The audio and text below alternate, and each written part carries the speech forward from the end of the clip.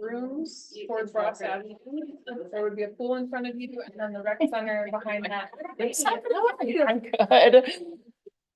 Okay, here's a low end. Here, I'll go get it. Okay. It's hard about the kitty functions in here. How are you doing? We're surviving.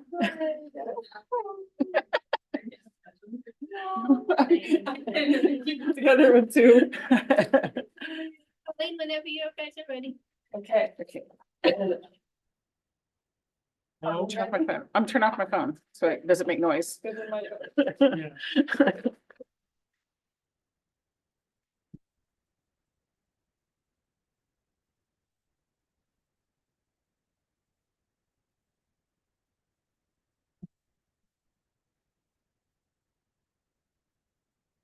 Where's my house?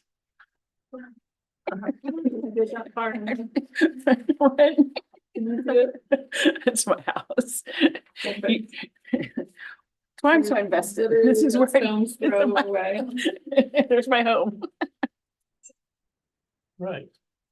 So, call the meeting to order at 2:01. Parks and Recreation Advisory Board meeting Tuesday, September the 3rd. And first item on the agenda is any citizen comments and reports. Hearing none. We even invited people, we Did you? reminded folks that a meeting was happening in our last e-newsletter. Okay, That's how I find out about it. it's the weather. So second on the agenda is the director's report. Yeah. All right, so it's included in your packets this time, which is an accomplishment for us. I won't read word for word, I'm just gonna give you the highlights. The first section there is the capital projects, which are this year's existing capital projects. And then later on in the agenda, I have a handout for the proposed capital projects. That was also in your packet, so I won't go into too much details on the stuff we're carrying over, but the stuff for this year, we're wrapping everything up. It's either coming to a close or we're carrying it forward to next fiscal year, which starts October 1st. And so we are now using Enterprise to manage our fleet system. We have 2 grounds crew trucks. We didn't get a van.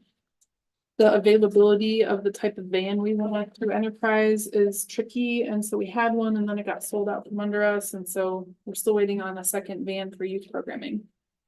The rec center, there are renderings that you should have picked up when you came in here. These are the latest from the architects, and I just wanted to share those with you.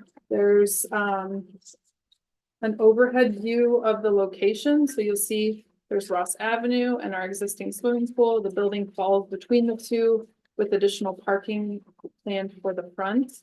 Kind of fun. So this would become the main entrance to the pool. All traffic goes through this main desk.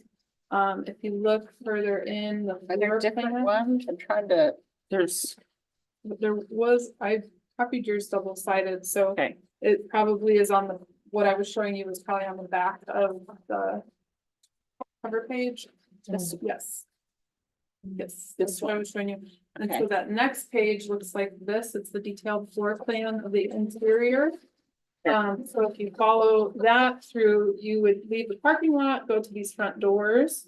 And as you walk in the front doors, this back wall is glass. So you would look over the exercise equipment and then you could see through to the pool. The locker room facilities, you'd hang a left, go through the locker rooms, and there's exits directly onto the pool deck. There's also 3 family changing restrooms open to the pool deck as well. Some other amenities are the full-scale NCAA size gymnasium. There is a 2nd-story walking track planned for the perimeter of that. It will probably send us over budget, and so council will get to decide when the bids come in. It'll be bid as a added alternate, and if it breaks the budget, they may choose not to include that. But as Include far what? as the walking The track, walking track. So as far as planning goes, we're proceeding as if there will be one there, but when it comes to the bid, council will need to decide whether they want to spend the funds to do it or not.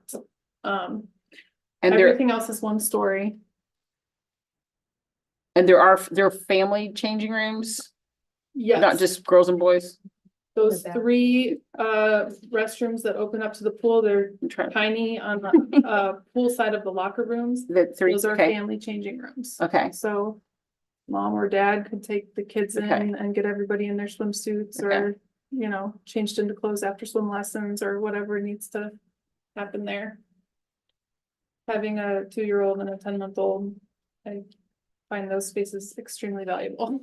I mean, especially when it's dad taking a bunch of girls, which we run into a lot.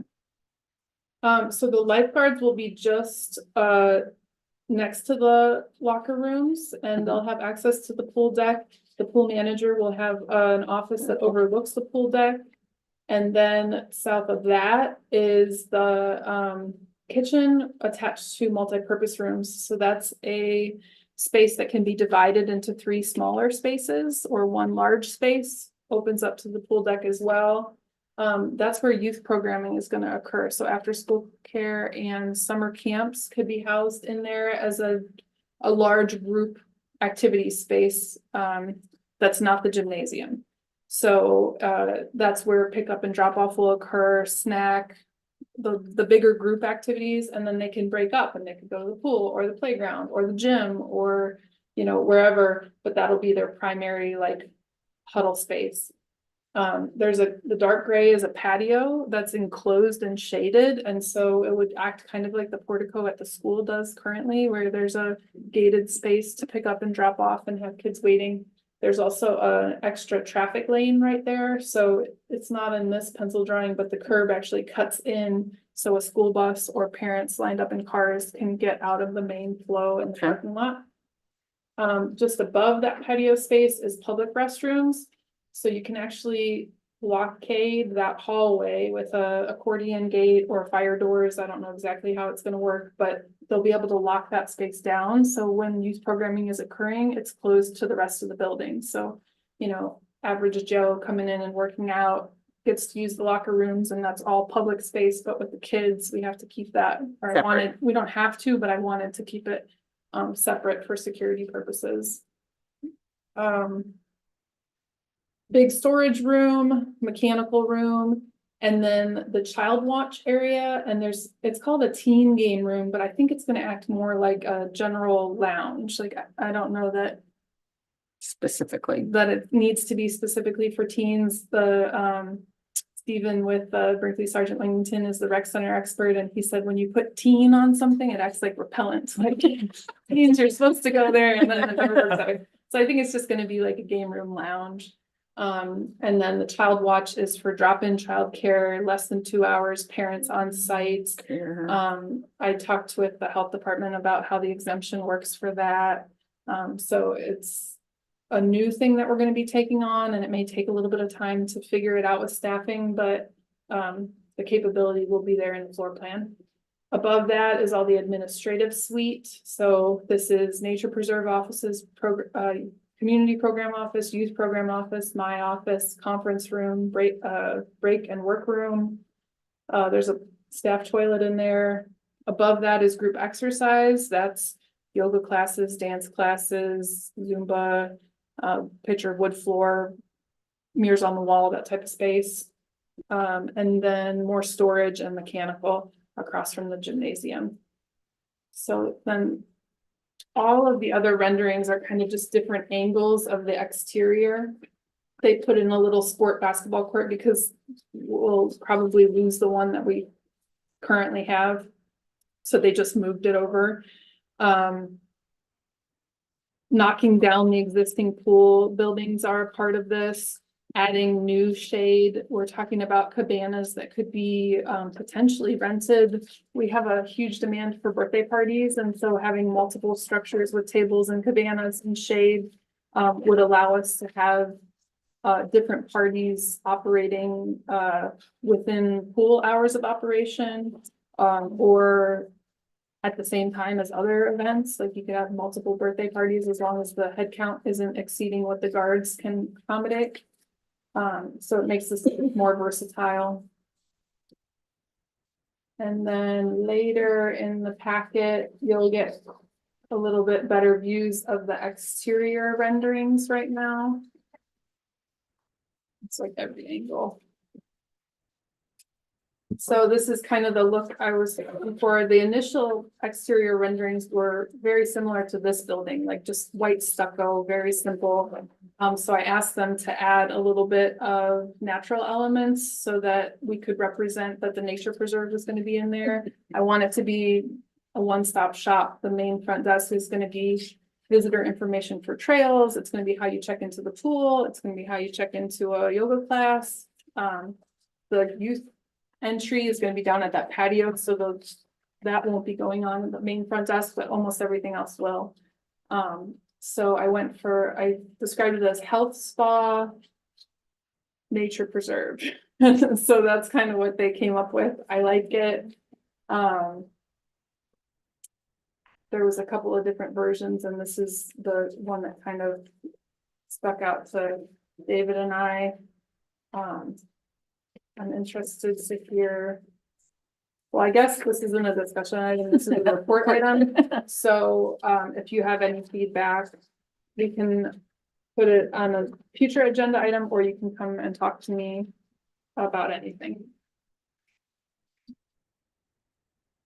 I don't know how well your copies are, but this is actually like a light blue color, so it's like gray and wood and white and light blue is kind of the color scheme. It's the same blue that the pool water is. They tried to mimic the blue of the pool. And that's the latest. The next step with this is going room by room and deciding, okay, where are the outlets? What are the furnishings? What kind of cabinetry does it have? What kind of flooring does it have? All the details of each space. So we're not there yet, but that's next. Are they thinking about wood or? for the gym? Flooring, oh, the gym flooring, right now, they are speccing wood. Which there's pros and cons to every gym surface. Every and, decision. Yeah, I think if we wanna be serious about hosting a basketball tournament, we need the wood floor. We're gonna have to be careful with youth programming that, you know, everyone's wearing the right shoes and that we're not, you know, slamming scooters down on it and things like that. There's gonna have to be a protocol to it. We're gonna have to care for it. It gets treated once a year, and then every 4 or 5 years, it gets totally resurfaced. Right. Is the maintenance, so it's a cost to think about too. Are they gonna put in capable of handling volleyball nets and? That is, yeah, the intention is that there would be volleyball courts, half courts, lines, and then we'll have to discuss pickleball, if that's, how easy that is to include in the lines. Right. Because we have the 5 courts outside, I don't know that we have to do it inside, but I know it will be requested, I know it'll Oh, be yeah, something that, definitely. would definitely be utilized in there. So those are tough, you know, So is Scenarios we're this gonna gonna have to look for. house, It's a big building for just basketball. I mean, that's what it was. oh, the room, The room, it's a lot of money for a basketball court when the high school and all those do tournaments and things too. But if it has multi-functions, I don't. yeah, that storage. I think would also include vinyl floor covering, so that if you were to host something of a banquet, that it could be protected and you can roll out, you know, tables and chairs on it. Yeah. And then I foresee housing gymnastics matting and other like big space equipment, so that it's utilized as much as possible. what kind of seating? They Does it are have? rollout bleachers, I believe. Okay. Yeah, on the first story. Okay, We have, that will come into the conversation in this next phase. okay. So at this point, I don't know for sure. Okay. I just know the gym will be located in that location Around right here. with that square footage. For the pool, are there any slides or anything happening or? So the slides we budgeted in the next year's budget to put in repairs to the existing slides, $33,000 to repair the existing slides. It was $114,000 for new. And because we're in this transition of the rec center and we didn't want to buy new ones yet, so we might repair them, have them for 2 or 3 more years, and then go for something bigger and better. Couple questions about the pool Mhm. and then the transit, because I know that like all the shade is gone from the pool currently. Between the storm, like there's no shade with it's all Today, like all the like awnings that like the shades. What I know a couple of them got ruined during that storm. Or they're like completely so we taken just down. We Or- just had all the long ones on the right side fixed, so Okay. they might not That'd be be, I, up yet, but they're being Okay. strung. so that's what I'm saying, like, because it says like. I know that you haven't gotten there yet, or is it like Shade at the pool, on hold for rec center? So like that's what I'm saying, like you're not doing any like more shade. The plan because- is you know what to I'm saying? have these cabanas out there. And technically, as once the design is finalized, I could move forward with that install of that. I have redoing the beach entry and redoing the. I'm just thinking about like, for grouting next and the- summer, you know, like that coping. kind of thing. There'll Be shade. it's in the budget. Okay. To You shade, know, okay, yeah, it's in the budget. Like, we're not So, gonna go without shade. For... until February of 2026. No. I don't think so. Okay. I just didn't know what it meant, like on hold. Yeah, I was waiting for them to Mhm. come up with what the design would Okay. be. And then we're probably going to want to resurface the pool decking out there as a Yes, part of yeah. this, because there's so much flat work going into the rec center construction, so. But I will have funds in the budget that we could demo the existing shade and potentially get new shade out there. Before construction's complete. Okay. When is construction supposed to start? So the schedule right now is anticipating that we go out to bid for construction in January and then 18 months to complete construction, which is that's not right, 14 months is February. 26. February 2026 was the date that I was anticipating, hoping that it would be done. So we might not have a Delays. pool next summer No, we if will. they're under construction. The plan is to be able to use the amenities while construction is Good. going on. They're phasing it so that I mean, I we guess, shouldn't lose access for too long. yeah, someone who just got super invested in swim team. I was just gonna. They're telling us that it can happen, that it'll work. We're not demoing the pump room, we're giving it a facelift, Okay. but the equipment is. You know, we might lose a week or 2 at a time depending on what's happening with equipment, but I'm not anticipating at this time having long closures. Is there is there any kind of like, I guess out of the kitchen to do like concession? There is a concession she's stand that I saying- totally okay. skipped over. It's Okay. on the gymnasium. Yeah, for, not just for pool stuff, but for all the So stuff. it's split use. It opens to the gym, but also opens to the pool. It's Okay. a light blue box right here. Okay, So that's a concession So you stand and stand- pantry. So Okay. during a basketball Ball game tournament, or it could during, open to the gym, or during pool operations, it can Okay. open to the pool. awesome. Yeah. Snacks will be available. All right, that was a Okay. long item. So let me breeze It's a big, through the it's a rest big of project. this.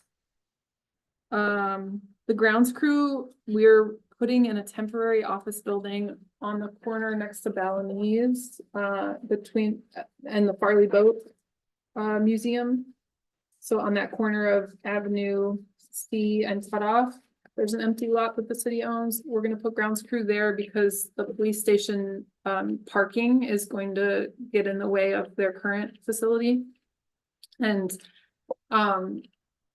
we have plans for a whole maintenance facility for them, but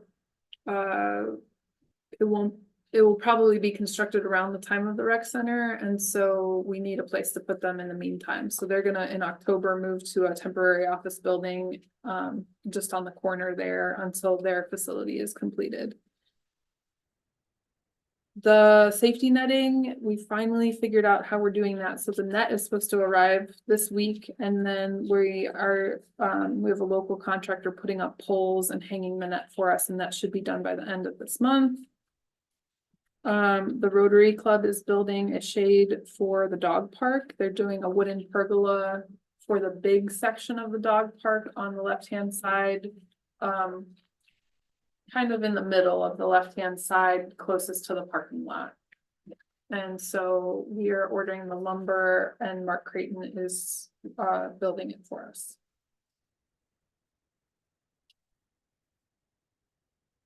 Holiday plans are underway. All the decorations are ready. We have a new Christmas tree that's 25 feet tall, and it's green. It looks like a tree. It's not just Christmas lights. So I'm excited about that. It'll be at Roberts Point Park for the holidays.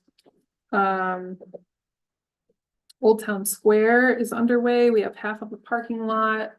Foundations for shade structures, foundations for the pavilion. They're shaping up the mow strip for the dunescaping. And some of the dunes are mocked up. They are supposed to be done next month. We'll see. This weather isn't helping. But they've been on schedule so far.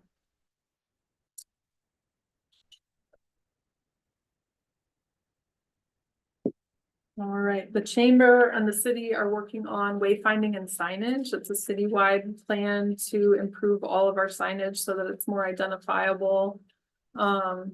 So I've been reviewing their list of signs to go in and making sure the location is correct and the content on the sign is correct, but it's a very detailed process, and Nicole in the building department is in charge of the project, but Parks and Rec has a lot of signs on this first version, and I don't know what the timeline on that is. I need to find it.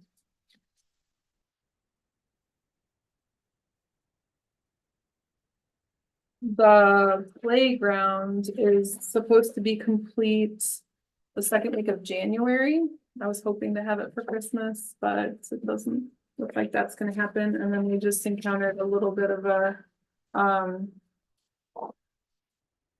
hiccup with the structural engineering of the rock walls that are going in. I'm waiting on some more details and hoping that it doesn't delay anything, but I just was notified this morning that there could be a delay related to the foundation rock walls, so hopefully it won't be too big of an issue, but it could push things.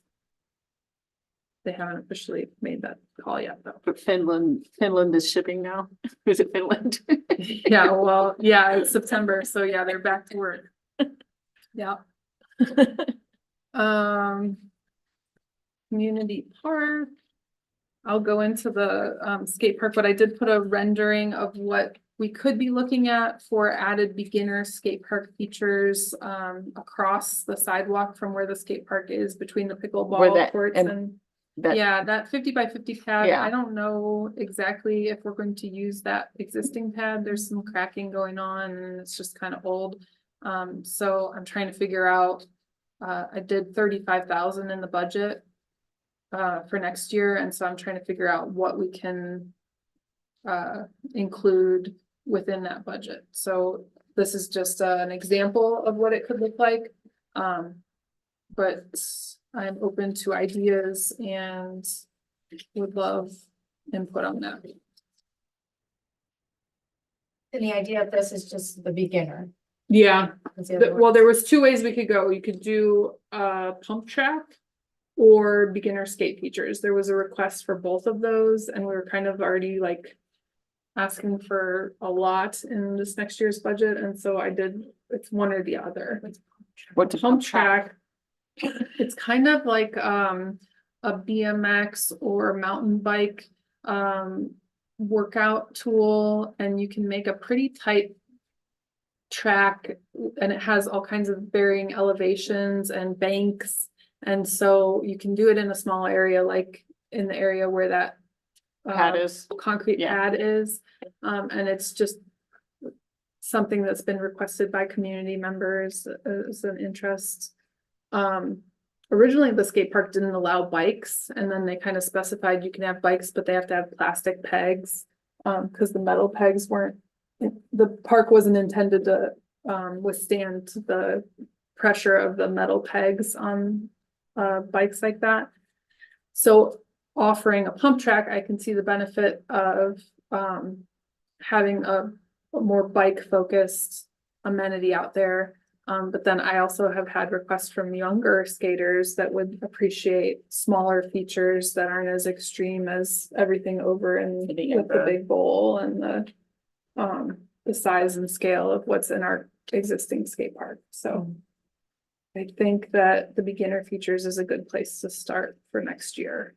And then if we want to surround it with a pump track, or if we have another area that could accommodate it, I feel like we can head in that direction. All right, so moving on to the pool. The pool equipment is original to their construction in 1993, I want to say. And so as part of the rec center project, we had Councilman Hunsinger, they're a contractor that specializes in pools, go through and do an audit of our existing system. And their report, their cost estimate was $6 million in improvements. So we are gonna have to phase that. And then I don't know that we need to do everything that they recommended. They obviously, recommended the best of the best, what would bring us up, over and above what we have. But there were some basic things that we have to do, like UV sanitation needs to be added to our filters in the splash pad and the pool. ADA compliance, we needed a chair lift, so that's being ordered. There were some things that we need to take care of right away. But some of the other things were like a $400,000 water slide, so I don't know that we need to go to that extreme. So we're working through that audit and figuring out how to phase in improvements that are needed.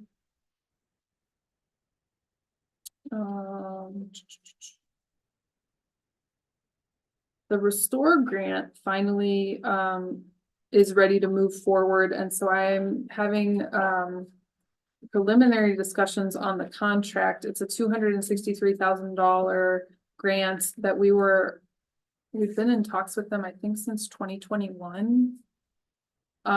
This is the longest grant that hasn't moved forward that I've ever been a part of. So a lot has changed since our initial application, and I have to talk to them about what we have the capability of amending.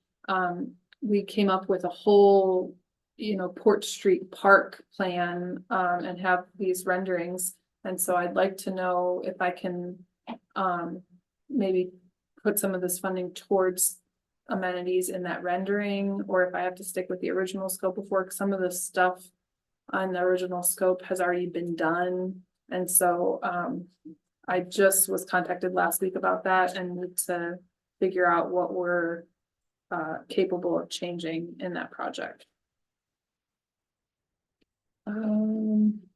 Ray also received a nature restore grant for the nature preserve, and hers is actually out to bid right now. So she got $1 million, and it's for parking improvements at the birding center and finalizing the last trail connection. Wow. So her restore grant has made a lot of progress and is well underway.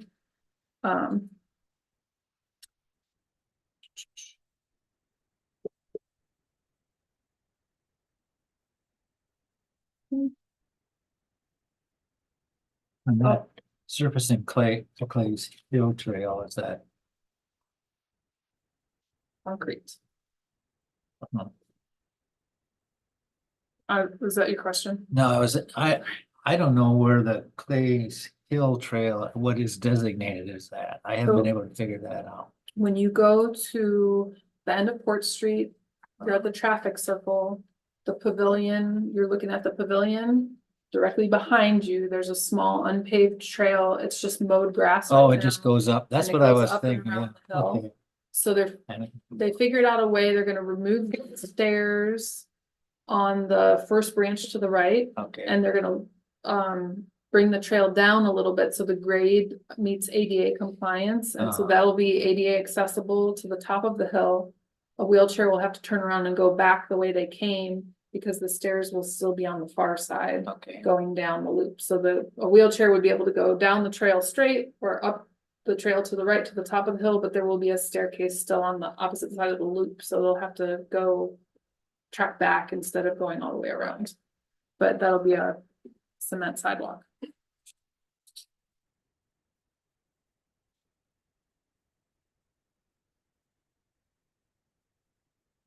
We do have a new park host. The couple that was here had a family emergency, and so they had to leave before we anticipated them leaving. And so we just kind of held that spot empty. The RV park didn't charge us.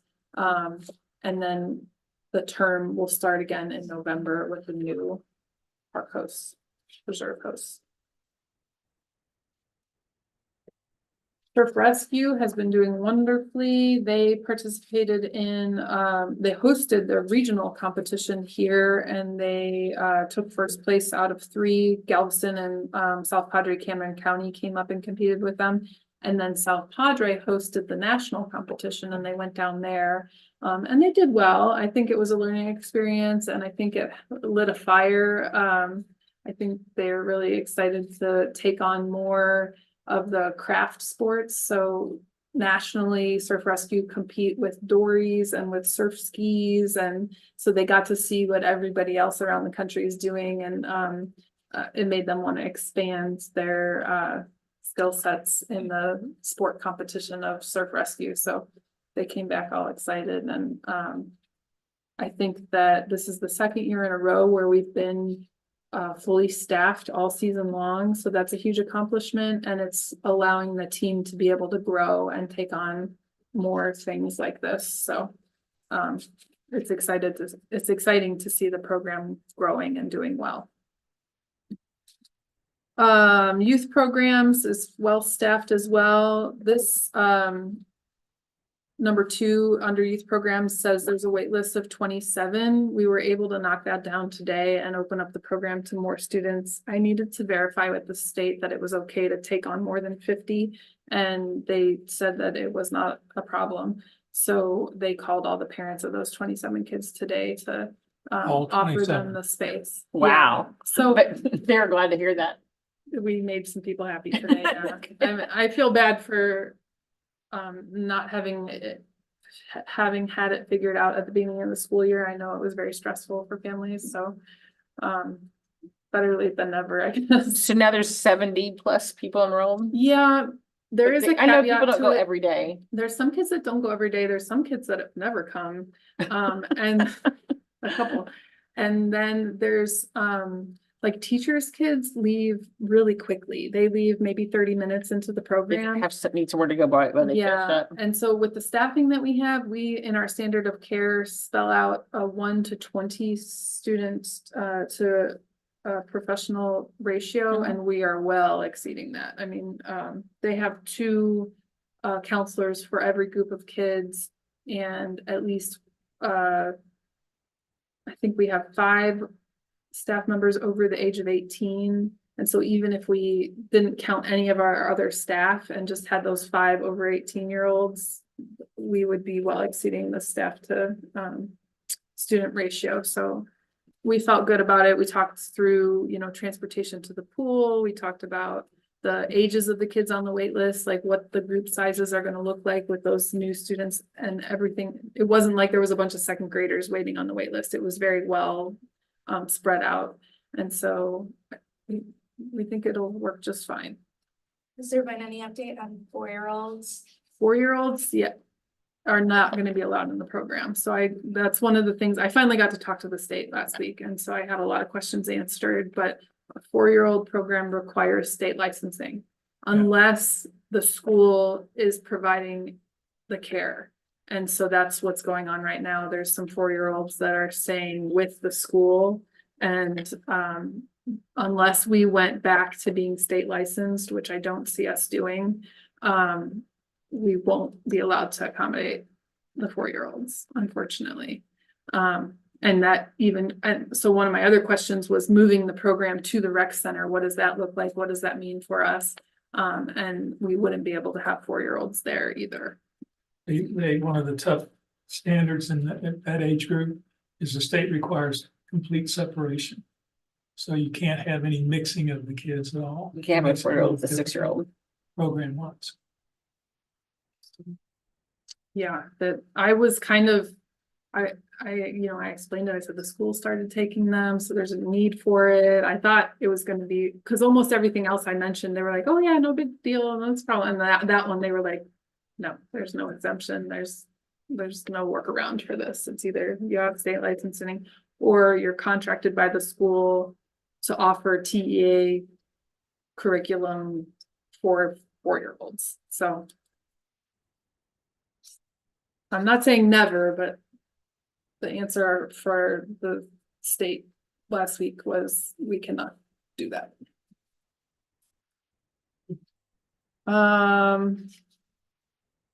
What else?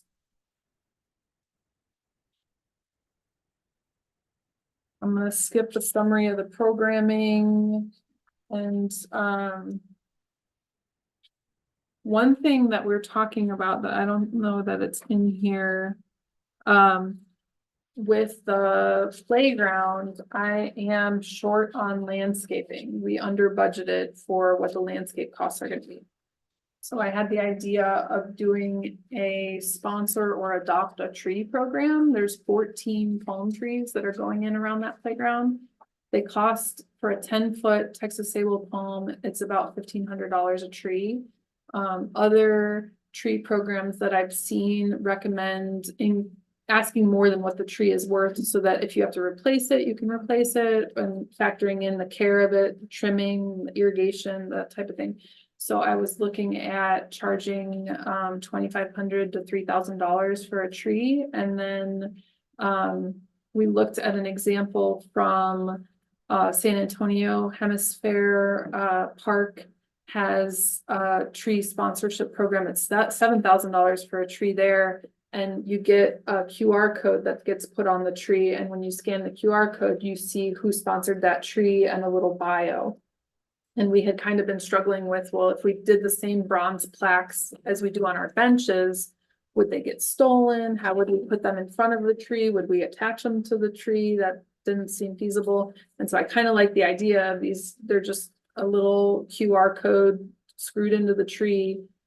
They're not very desirable, so I don't think they would get stolen.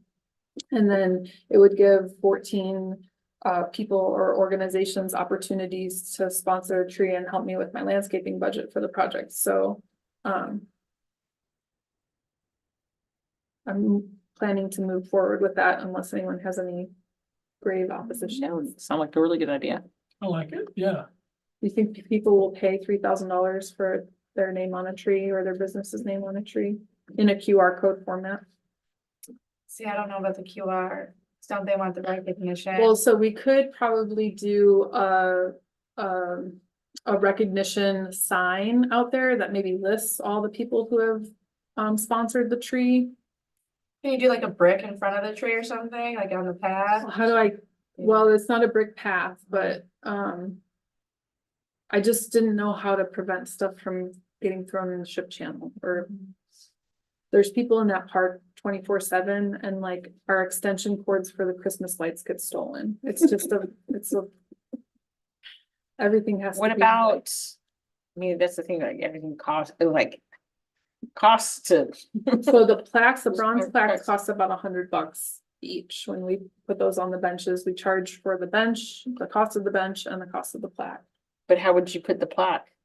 I don't know how you could, there's stakes that go in the ground, but you could rip up the stake, and the bronze plaque is then desirable for scrap metal, like that, it's worth something. And so those have gone missing from other places, like the statue on North Padre, the bronze plaque, somebody pried it off for the bronze, yeah. So we haven't had, I think maybe we've had one plaque on a bench go missing. But for the most part, those have stayed. I think it'd be more desirable if their name is. on Somehow, it yeah. somehow, I'm But just like, Do you think I could do one sign that listed them instead of having it on individual trees? I think that like, I mean. I think. Let's say.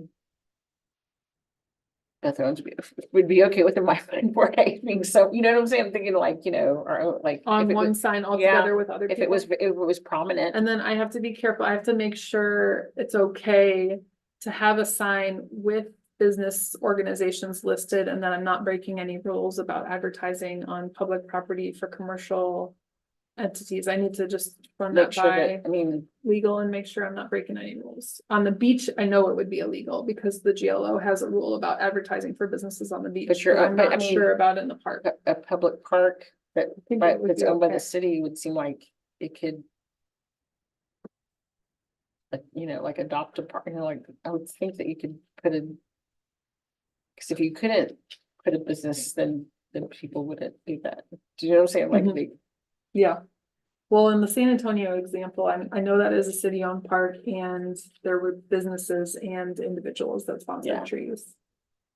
Their QR code went to an app that I am assuming they own the app, which is a whole nother, I'm Yeah. not looking at an app. Mine would go to like a landing page that we created through Canva or something like that. It wouldn't be. what if you fancy did as an app an undesirable plaque, like, just, I don't know. Like, on like PVC or aluminum or yeah, something? no one wants to steal, and if they do, then it's cheap to replace. Yeah, well, that's kind of what the QR code was gonna be on, so instead of the QR code, you could have just the name and screw it to the tree and have it be something lightweight and small. I'll have to measure how much flat space is on a a tree. 10-foot palm tree, yeah, Not a lot. right? It starts to curve pretty quick. Yeah, Or like when you're walking in the birding center and all those plants are labeled, what are those labeled with? Those are just plant stakes stuck in the ground, you could pull one out and take it with you.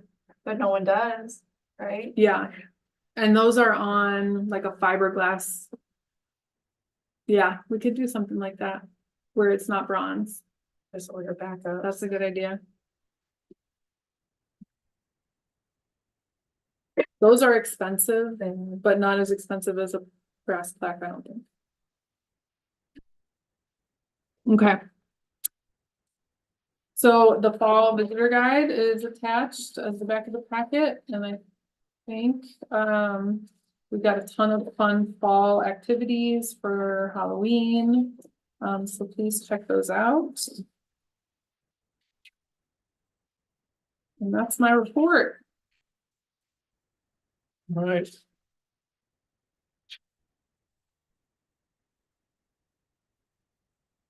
Really You- exciting, it's rec center. so do you worry though about like? Staffing, of course. For the rec center. So part of the planning process will be how much more staff we need. We need somebody to sit at the front desk. We're gonna I mean, need custodial. Like I couldn't schedule a party. For the pool, because there's not enough lifeguards. Well, right now they only do parties outside of pool hours. And so with this cabana And plan, you can do during, there's the potential that we could host events while we're open because there would be space for the party to be happening okay, with everything else. That's the idea anyways. The pool is the only department I Right, have right. right now that's struggling staffing wise. because you have to be a lifeguard, yeah. Yeah, but we train you to be a Good lifeguard. We'll take anybody off the street.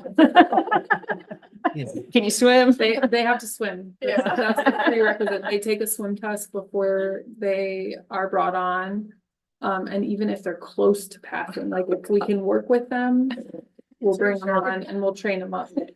Everybody there's passed, everybody. It's is kind of like trying out for certified. swim team. You don't actually have to know to swim, you just have to make it across the pool without drowning. Yeah, you have to do it 800. And she'll teach you the strokes. Yeah, and well, it's good if you get somebody that has good work ethic and they're willing to Yeah. train. We have some great lifeguards that Okay. came in, as somebody who you might not have pictured as a lifeguard. Okay. but, it's a full professional development program over there. All right, next item, is to update on the Parks and Rec capital outlay projects. So that's this spreadsheet in your packet, and I'm gonna go through it as quickly as I can, because a lot of it we already covered. So the rec center is the first thing on the budget there. Did you find it? There you go. That is, in the. I have it in the general fund, but I don't think it's not coming out of the general fund. It's actually a tax anticipation note. And then anything that's not, like say the rec center ends up costing 17 million, the difference can be brought in from, hotel motel occupancy tax. Okay, Moving down the RDC fund, that's a 0.5% sales tax, and, some things are eligible for hot tax and some things are park development funds.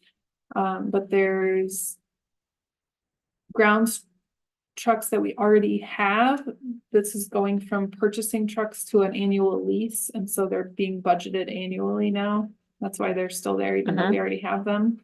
A new mower for the ball fields, the sanitation for the splash pad, shade for the splash pad. That we could probably move forward with ASAP. Old Town Square slated to be completed mid-October. The maintenance facility for grounds crew waiting on construction of the rec center.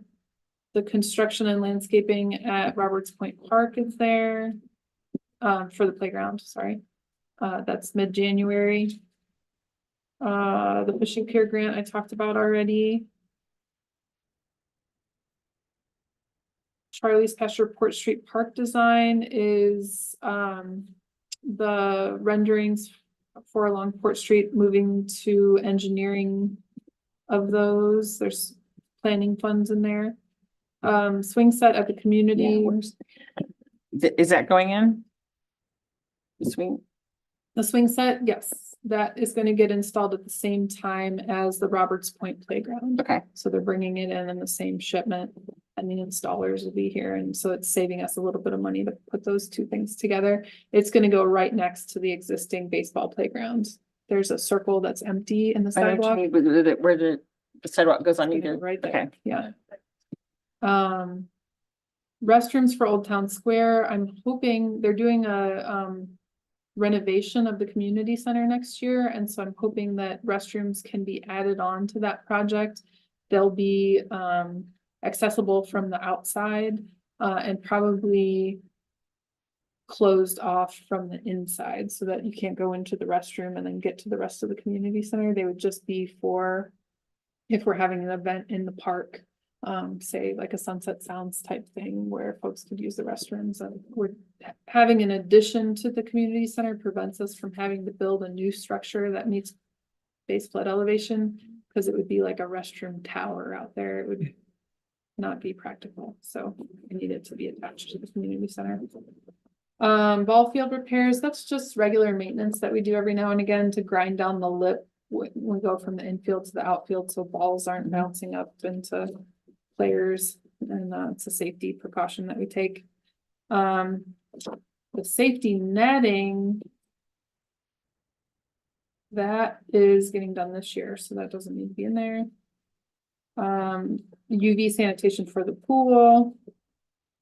Shade for the pool, slide repair, beach entry and coping repairs, a toddler slide. We used to have one in the shallow end that fell apart, so we have money to get a new one now. And then the skate park amenities. Holiday decor, talked about that.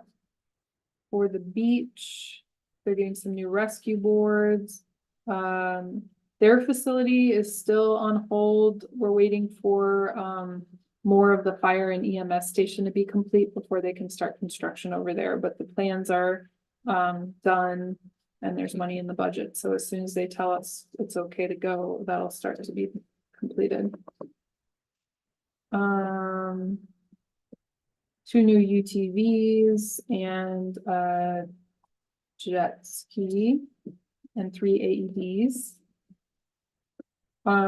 Nature Preserve, they've got automated gates. That one will probably be on hold until the new park design is figured out. The gates might move further, closer to Charlie's Pasture Pier.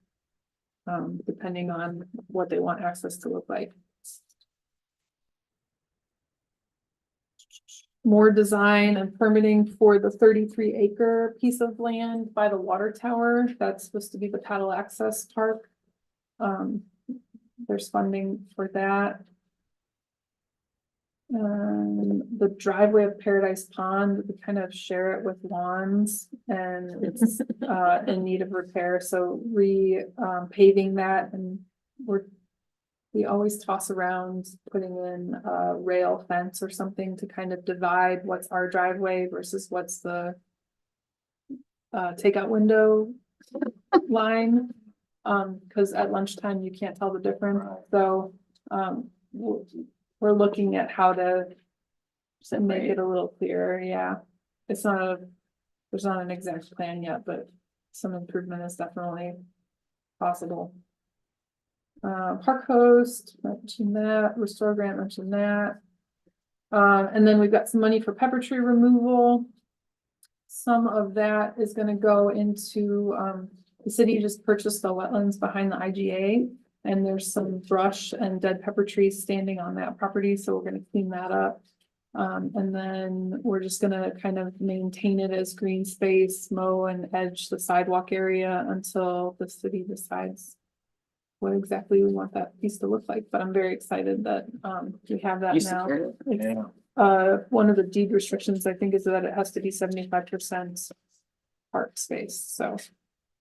It's a nice chunk of green space with a little bit of upland habitat that they can develop something on. If needed in the future. And that's the capital outlays. All right, so we didn't need any action on that. No, just making sure you guys know everything that's going on. All right. Thanks, guys. Next B, discuss and take possible action on amending Article 8. Public parks of the Port Aransas Code and ordinances by modifying existing rules and regulations.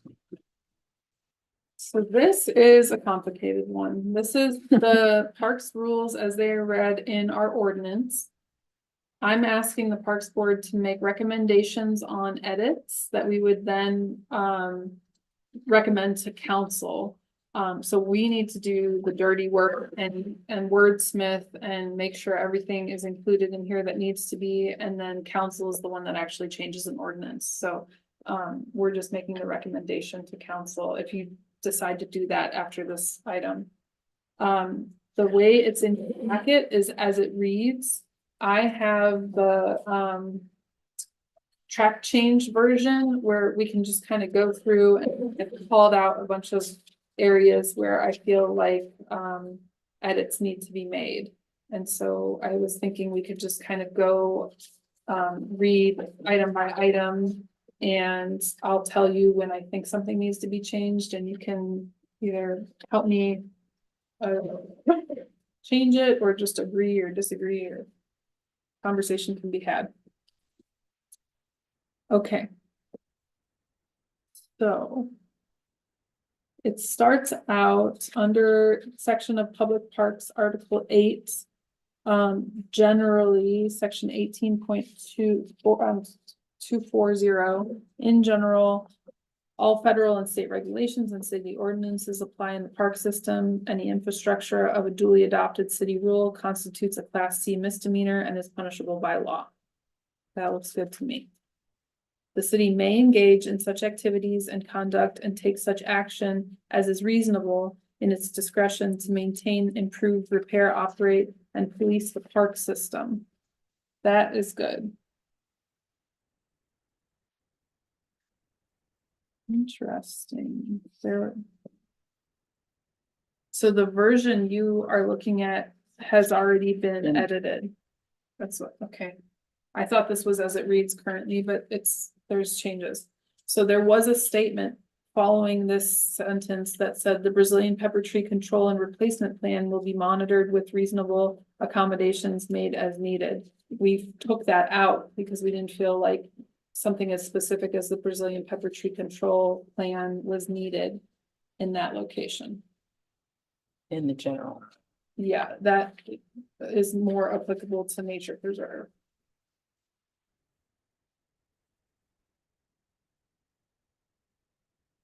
I mean, it applies to all parks and nature preserve. But we don't ever reference like the open space master plan or other planning documents. So maybe there needs to be a item C that references existing plans.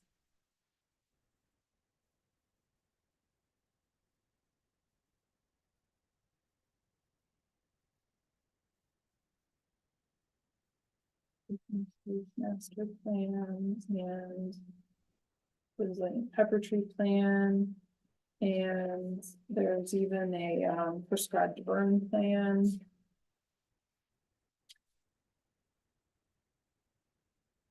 So it would be like item C, and it would say, the following plans will be implemented as needed.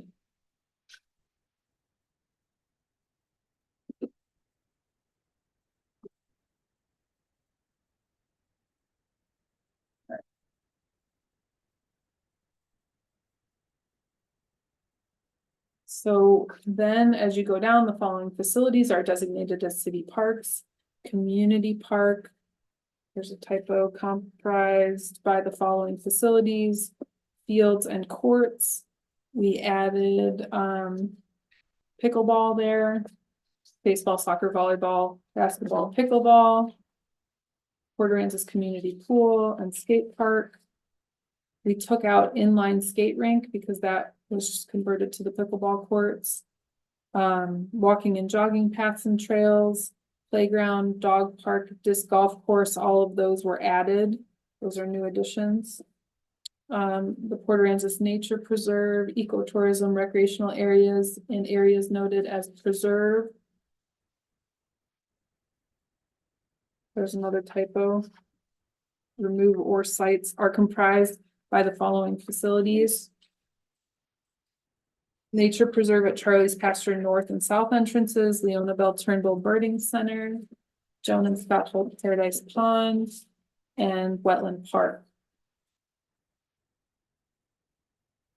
We could add the 33 acres. We will need to at some point, but it's not open to the public at this time, so I don't think we need to do that right now. All right. Roberts Point Park, we added the amenities. They weren't listed here like they are for community parks. So after Roberts Point Park, we added fields and courts, soccer, basketball, bocce, shuffleboard, and horseshoes, playground, Patsy Jones Amphitheater, small pavilion, Fred Rome's Memorial Pavilion, Chili Field, JP Luby Fishing Pier, and observation tower.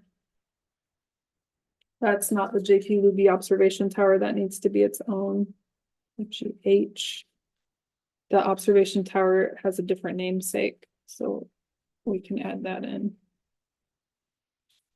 Then we list the other park, Jerry McDonald Field, and this is where we need to add Old Town Square. And this I am suggesting we add at this time. I think it's appropriate. Section 18-242, general rules. The following rules and regulations shall be applicable to all park facilities. All motorized vehicles, we added the word motorized, must remain on roadways, driveways, and designated parking areas only. We wordsmithed that. It used to say all vehicles must remain on paved surfaces within designated areas only. So we changed it to what you're reading there. Pets, where allowed, must be on a leash, and feces must be removed and disposed of properly by the owner. Parents or other responsible adult over 18 years of age must accompany and supervise children under 12 years of age. On the motorized vehicles, excuse me. electric bikes.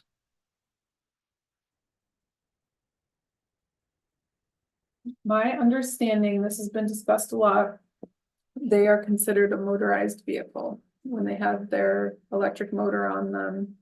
The state defines a bicycle as a vehicle. So this would mean e-bikes must remain on roadways, driveways, and designated parking and the trails and Like, would you have to put all motorized vehicles, including, our signage currently does say that.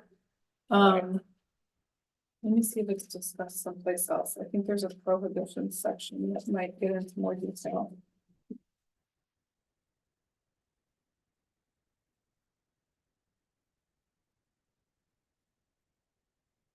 So under the next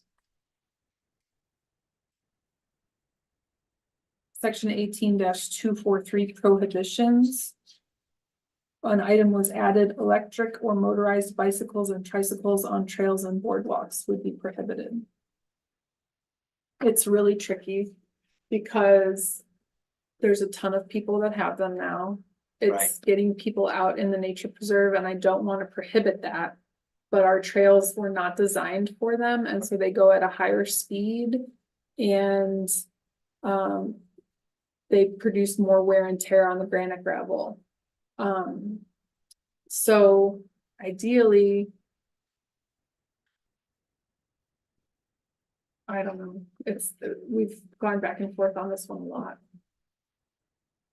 There's people that say the bike is off and that they're only using pedal power, but it's impossible to prove Yeah. that. And so these are ordinances that a police officer needs to be able to hold up. And Ray has Scott Taylor he's the For sure. superintendent of Mustang Island State Park. And so he, I think, advised that they be banned because there's no way to say, well, I wasn't using the battery or I wasn't using that motor. Can you just put a speed limit on the trails, 5 miles per hour or whatever? Again, I think it's an enforcement thing, like how do they How do you judge enforce that? that low of a speed limit? But if he's pulling you over, there's a problem, right? Cause you're going too fast. If you're going slow on your motorbike or your motorbike's off, then what's the problem? No, on the trails, On the trails, yeah. there's no way of judging their speed. But is it a problem if they're going 5 miles per hour without their motor on, whatever? No, not in all areas. It's when they're having to cross paths with somebody on a boardwalk, it gets really sketchy. And even on a regular bicycle, it gets really sketchy. I wish I had Ray here to describe all the details. But another thing that we added was areas where bicycles must be walked. because it is so tight. Yes. So, item 11, bicycles are allowed on trails and boardwalks except where posted. Bicycles must be walked through the Leona Turnbull Birding Center and the Joan and Scott Paradise Pond boardwalks, or cyclists may use the provided bike racks. So they're those really tight traffic areas, we spelled it out. Yeah.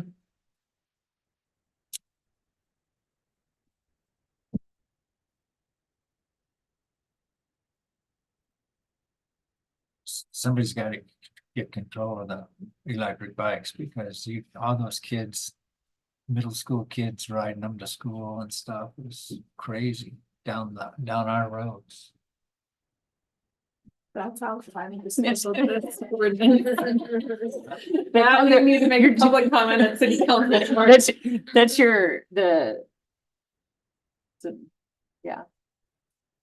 It's tough because I've seen folks who might not ever go on a bicycle by themselves in the nature preserve using an e-bike. And I don't want to get in their way. I don't want to stop them from enjoying the preserve. I feel like initially there was an argument to not allow bicycles in the preserve at all. And I think I know there are still people who feel that way. And I've always argued it's shared recreational use.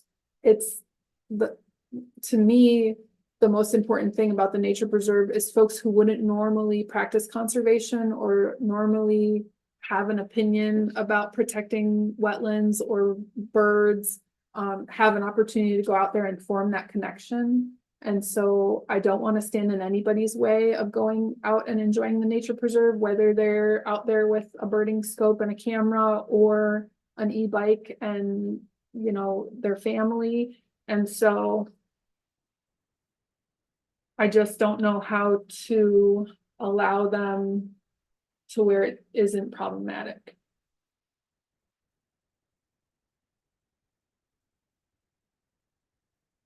So I'm trying to think of what we could do to move.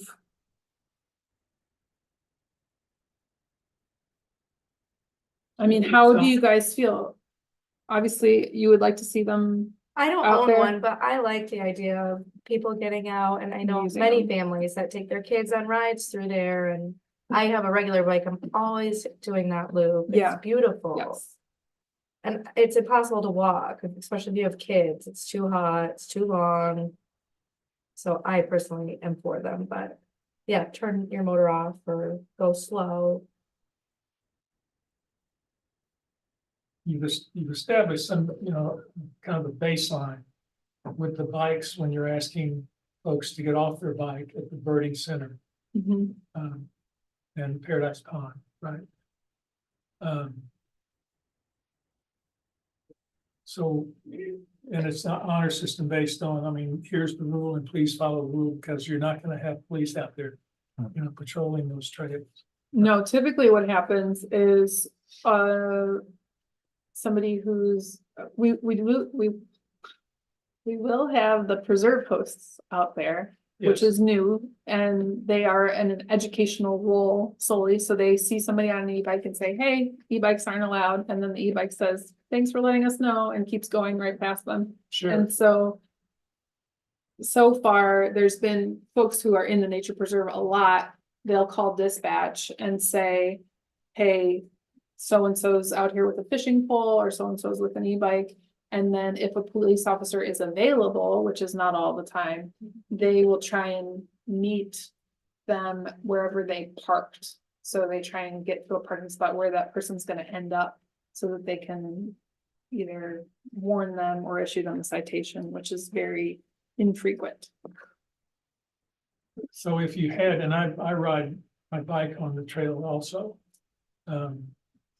It's almost, there's times even on the Cinder Trail, not the boardwalk, where, you know, you stop. It's tight. It's Yeah. tight, so just get off the bike. I mean, if you put at the beginning of the trail, you know, anytime, any bike, electric bike, tricycle, regular bicycle encounters other participants on the trail, get off the bike and walk, please walk. Dismount, loud passing. I think there's also an issue of the trails withstanding the wear and tear. So say nobody's on the trail and you feel like you can kind of speed up and get through. Like there was an example of the park hosts, 2 park hosts ago, that they were trying to notify someone on an e-bike, and the e-bike sped past them and then hit a soft spot in the gravel right before the boardwalk and wiped out and fell right before the boardwalk started, because that gravel is not really intended for motorized anything. We walk, you know, 8-10 miles a week on the trails, Mhm. and most bikers will get off. I mean, it's where the trail's narrow, where it's the old trail. It's not a lot of room there, No, but Especially that little sidewalk between the Yes. community park and Port Street. right, That's a super narrow sidewalk. yeah, And it's got a height difference between the grass and the right. curb, so it's not just like a go off into the grass, there's a drop there. Generally, the walkers have to get off the sidewalk on the narrow spot because the bikes aren't gonna go over that little bump. So I don't mind the bikes being on there. I just, Going fast.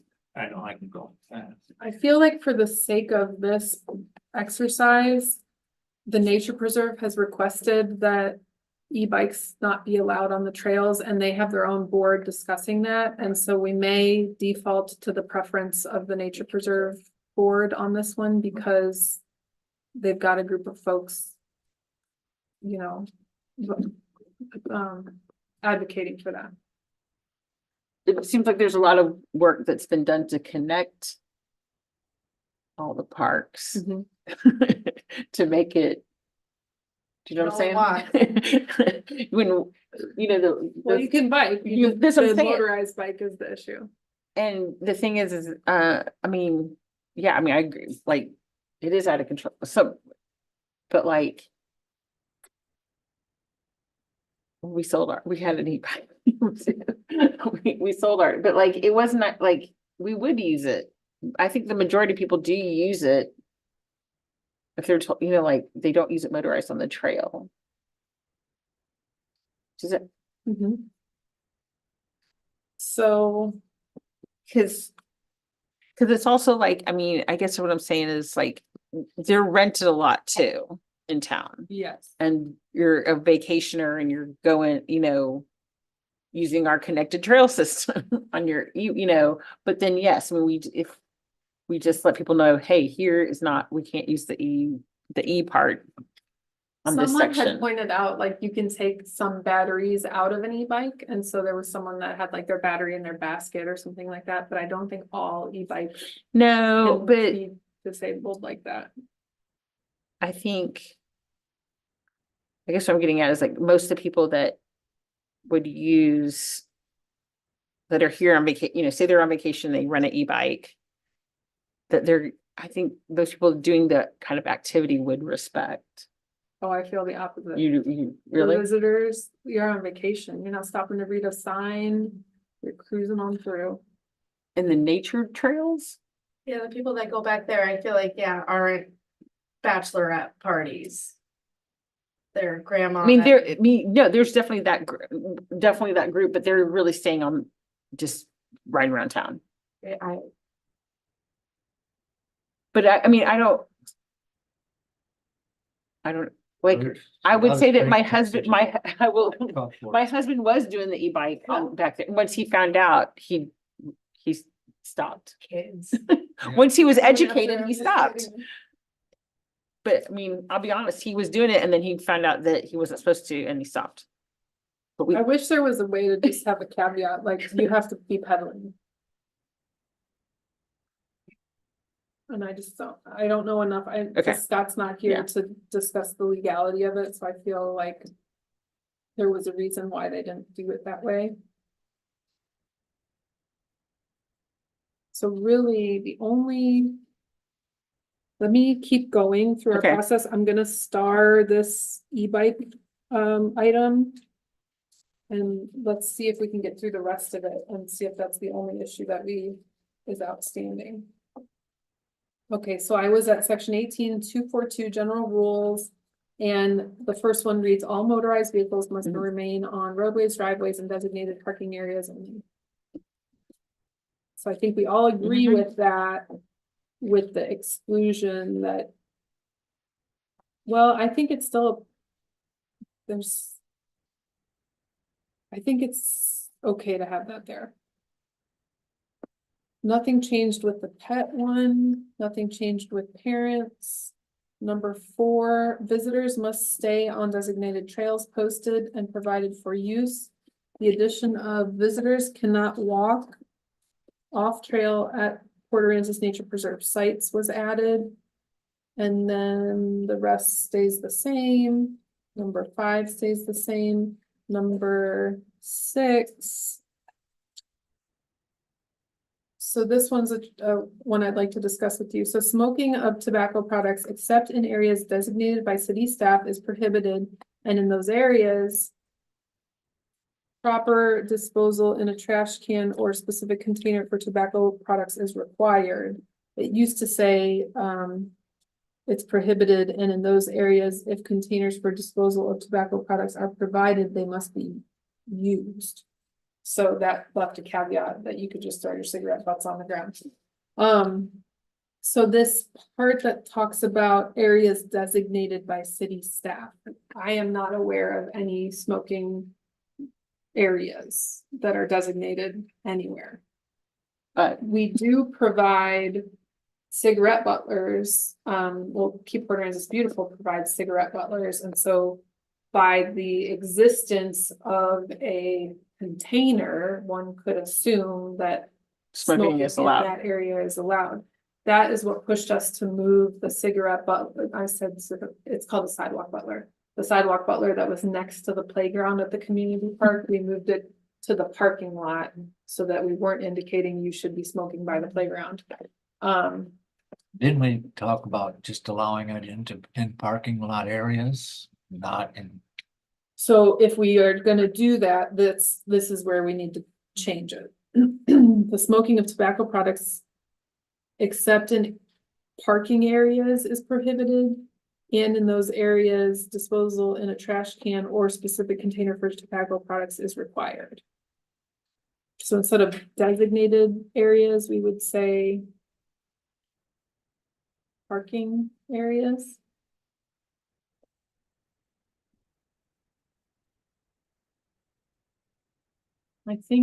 I can't think of anywhere where we have a sidewalk butler that's not a parking area. So we can do that. All right.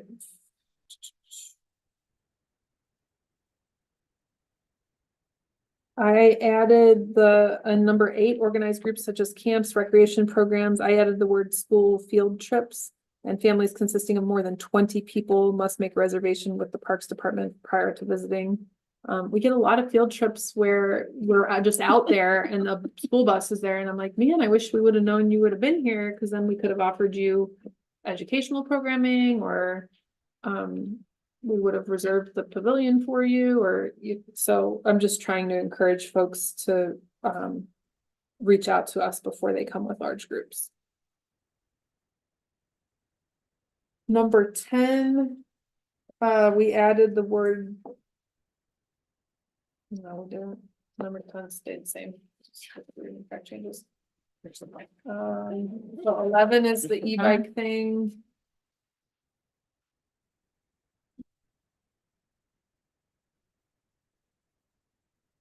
Something that I noticed, the city reserves the right to revoke use privileges from those who violate any park rules.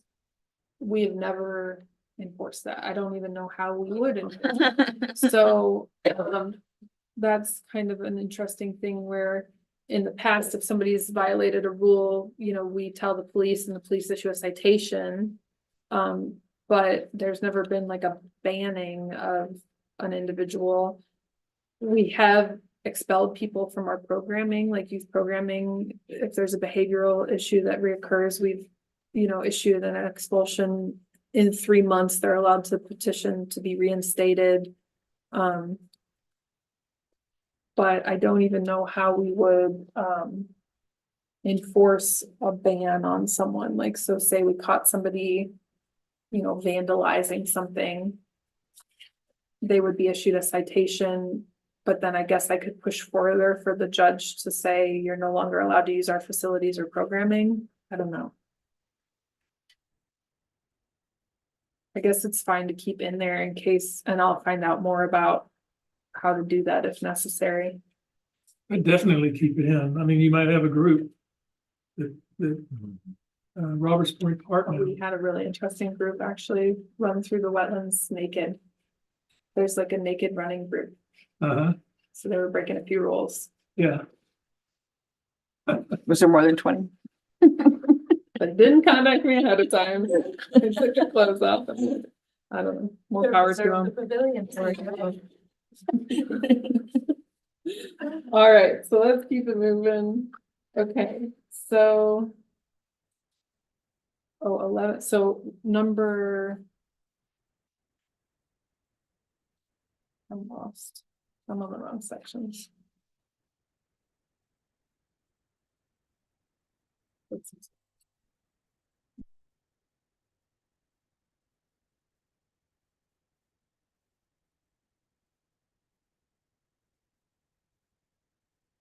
Okay. So now prohibition, sorry, this track changes was separated. Everything in prohibition stays the same until number 3. We changed the wording, removal of, it was plant life, we changed it to natural resources. So that would include, animal skulls or snakes sheds or, anything natural. And then it says no one may remove any natural objects from the nature preserve. And then it said everyone must carry out everything he or she brings in. And we removed that and put it in the next item. And so item number 4 says littering, damaging, or defacing park facilities. Trash containers at viewing sites and parks must be used for deposit of all trash. Or everyone must carry out everything they bring in. So that was kind of just a wordsmithing thing where you need to use a trash can or you need to carry out what you carried in. Number 5, we changed the use of amplified sound equipment. Stereos, we added speakers, musical instruments, and electrical sound equipment to attract wildlife other than ball field public address system. That doesn't read correctly. So we are prohibiting the use of amplified sound equipment, stereos, speakers, musical instruments, and electrical sound equipment to attract wildlife. So that needs to be in parentheses, from stereos to wildlife. And then it'll say use of amplified sound equipment other than ball field public address system. So the question, this is something that should have been in track changes that was unprinted. I'm going to remove that question. And the answer to it is when somebody fills out a special event permit, they're asking for special permission to do something that's outlined in our ordinances as not allowed. And so that special permission covers Right. any violations that they're making. Prohibition of alcoholic beverages, hunting and trapping.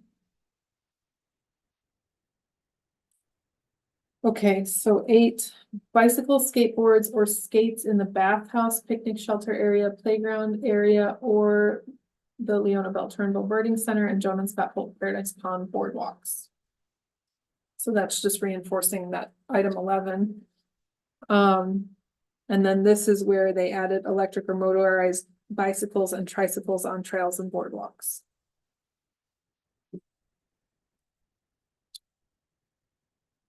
Is it? I have to say, I mean, you can have a bicycle in the birding center, you just can't be on it. You can have a skateboard, you just can't be riding it, so does that need to be specified or no? Well, because it's specified in the other one, maybe we don't need to list those locations in number 8. Because it's spelled out in the other one. Okay, so I'm gonna remove it from there. We probably had it in different areas to kind of see which one fit best. Swimming in the ponds is prohibited. Overnight camping. We added the word harassing, so injuring, harassing, or harming wildlife. I have a feeling the harassing thing was a legal thing, but in the pets, number 15, pets are not allowed in the preserve except that service animals accompanying disabled persons and qualifying as service animals under the Americans with Disabilities Act. And then we took out are permitted within the nature preserve because that was just redundant. This one I've had to use before with folks that, their little Yorkies in a sweater under their arm and it's a service animal.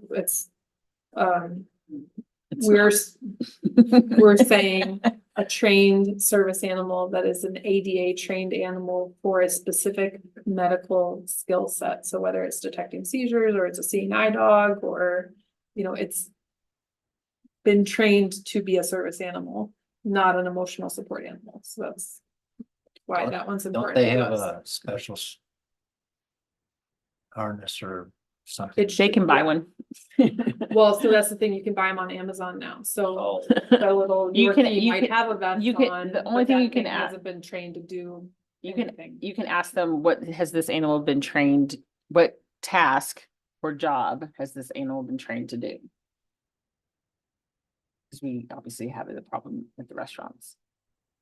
They can, What? they can just say. That we, you can, I mean, you can ask them that, like, that's, you can, but you You're not can't, violating their rights. you're not violating the ADA by asking them what specific job or task or is this animal trained to do? That is not in violation of the ADA. If they, I mean, it's up to them whether they're gonna lie or not. But it is amazing, like, we have a giant alligator at the birding center, and it's amazing how many people I see carrying dogs out on that. I'm bringing in a boardwalk. multi. And they've passed like 3 different signs that say no pets allowed. And then there's been research done on trails that allow pets versus trails that don't allow pets, and it has been scientifically proven that trails that allow pets, wildlife stays further away from the trails because Just they're from- marked Yeah. that way. Yeah, There's some weird sense going on. so they're not just being picky, there's reason behind it. Okay, what else do we have here? Nothing else was changed in prohibitions. There are some comments on the side. So the skate park has its own rules listed. And that's the only amenity that we had all the rules listed for. I have different rules on the signage for the skate park. It reads, know your own abilities. You are responsible for your safety. Only skateboards, inline skates, and roller skates are allowed. Other uses are prohibited. Proper safety equipment is recommended at all times. Skating is allowed in authorized areas only. No alcohol, tobacco, or illegal substances are allowed. No tagging, graffiti, or placement of stickers allowed. No outside obstacles are allowed. No glass containers. Dispose of trash properly.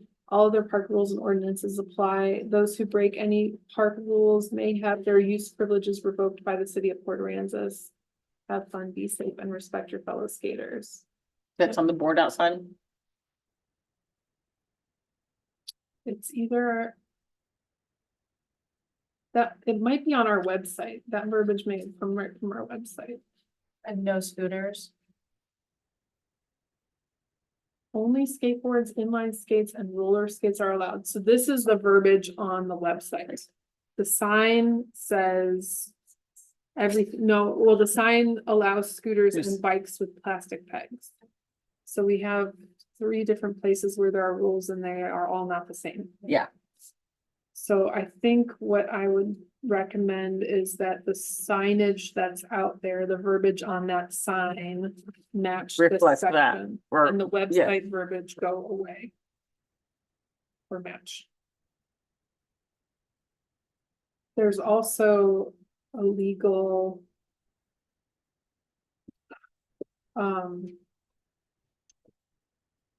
Statement, there's like Texas state law for skate parks, so there's a disclaimer on the sign that says that. But the ordinance that we have says all state laws apply, so I think we're covered there.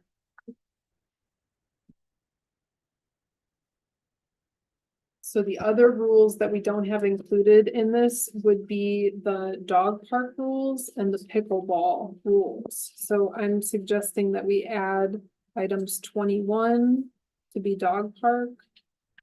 And that, I don't have the verbiage for, but it's like, your dog has to be vaccinated, the owner has to be in control of the dog, you have to have your dog on a leash up until you're inside the dog park. You can't have more than 3 dogs per visitor.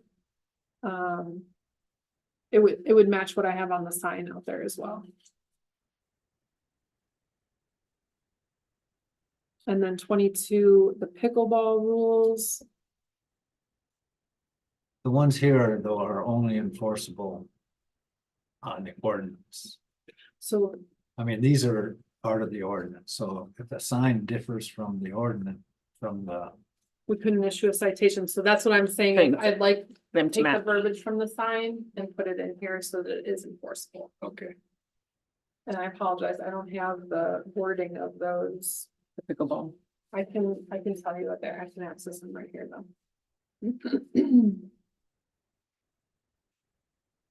Cause I just put them in the wayfinding and signage. Hmm. So I can pull them up real quick.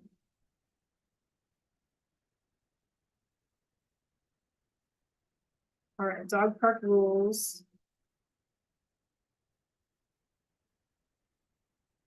Dogs must be leashed when entering and exiting the gate. Remain with your dogs and carry a leash. Clean up after your dogs immediately. Dogs must be licensed and vaccinated. Dogs must be wearing a collar with ID. Limit 3 dogs per person per visit. Left and right sides are for use on a first come, first served basis to provide space for any size dog who may need it. Please share. I had to put that in there because there was kind of like an unspoken rule about which side was for what size dogs, and it wasn't actually a rule. Prohibitions include digging puppies under 4 months of age because of the vaccinations. Dogs in heat, dogs exhibiting dangerous behaviors, food. Do not leave water bowl. And unsupervised children 16 and under. And then the skate park rules sign says. Know your limits, skate at your own risk, wear protective gear, skateboards, inline skates, roller skates, BMX bikes with plastic pegs and scooters welcome. No outside obstacles, no alcohol, tobacco, or illegal substances, no graffiti, no glass, don't litter. And then the Texas law, chapter 75. Talks about limiting liability, and it's a verbal clause there. But I think because it's Texas law, we don't need to include it in our ordinance. Do they have the same sign at dog, at the new dog park that No, but I did just share with the South Jetty, those rules also apply to that park, so we need to have that printed. I don't have the pickleball ones. And really, the pickleball one, I don't know that it needs to be enforceable by ordinance, that seems extreme. It's about, usage of the courts on a first come, first served basis. You can reserve the entire court, for a private event. But we don't do like court reservation for one court at a time or hourly, it's the whole day, the whole facility or nothing. So I don't know what we would need to say in the ordinance about pickleball. We don't talk about reservations anywhere in this ordinance. they pretty much regulate themselves? There is a sign on the pickleball fence that says no skating in the pickleball area, so maybe we want to say something like that.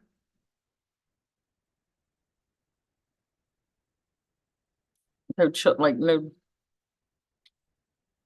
Like children have to be with an adult. That is in the parks In in general, general okay. rule, so I feel like that Then- one covers it. We have an AED out there. No, they're expensive. I would not leave them just out and about, but there is one in the concession stand at the baseball field and there's one at the pool. So if you were there after pool hours and an emergency happened, you would not have access to one.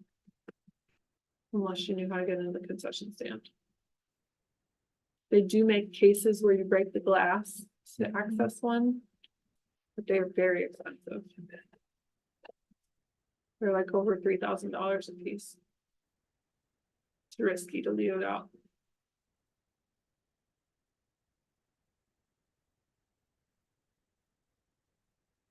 Call 911.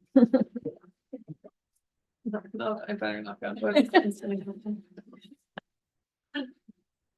All right, so then the next part of the ordinance gets into the hours of operation. And so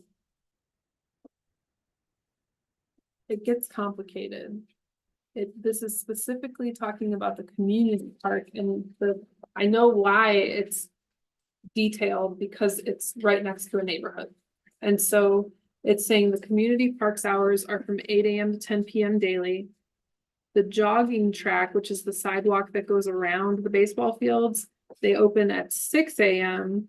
And organized structured programs and activities which are sanctioned by the Parks and Rec Department may be conducted between the hours of 6 AM and 11 PM. So.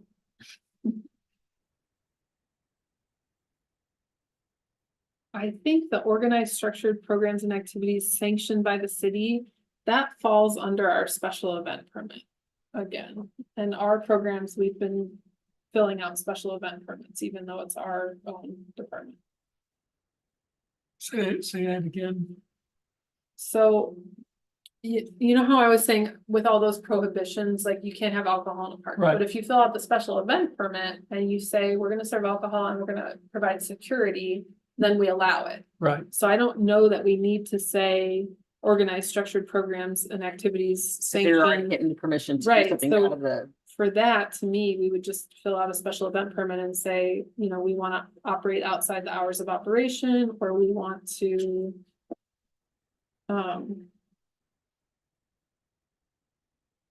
Yeah, to me, that would just. I think the whole sentence after organized could go away.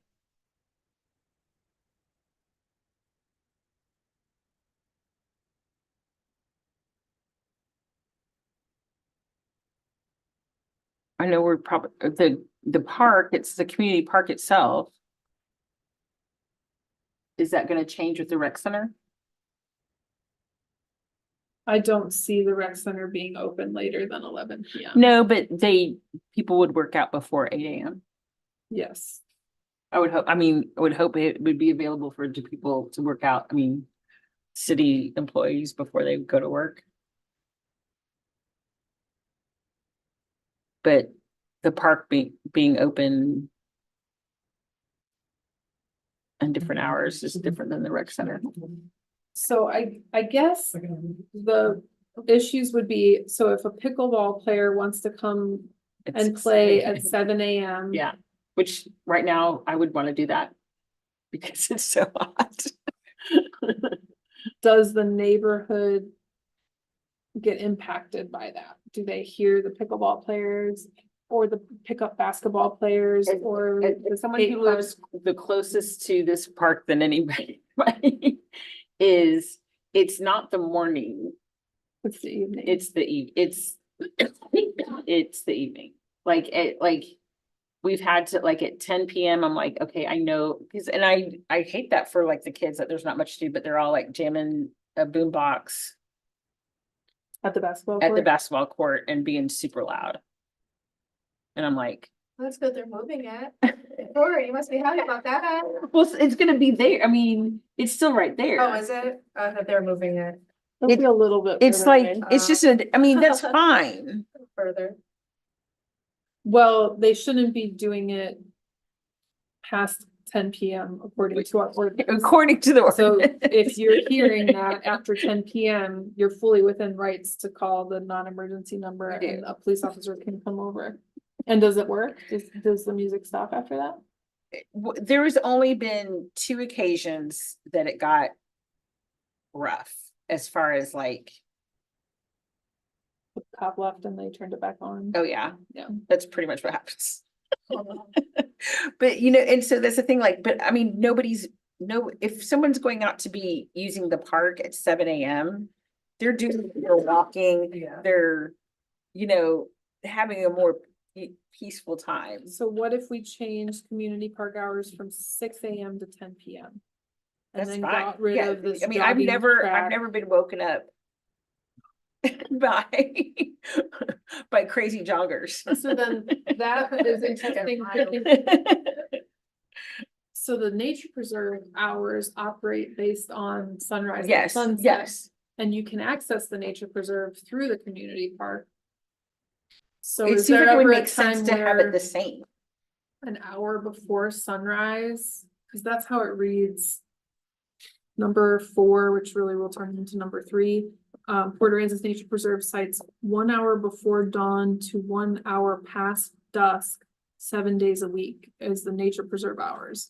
So is there a time where an hour before dawn is earlier than 6 AM?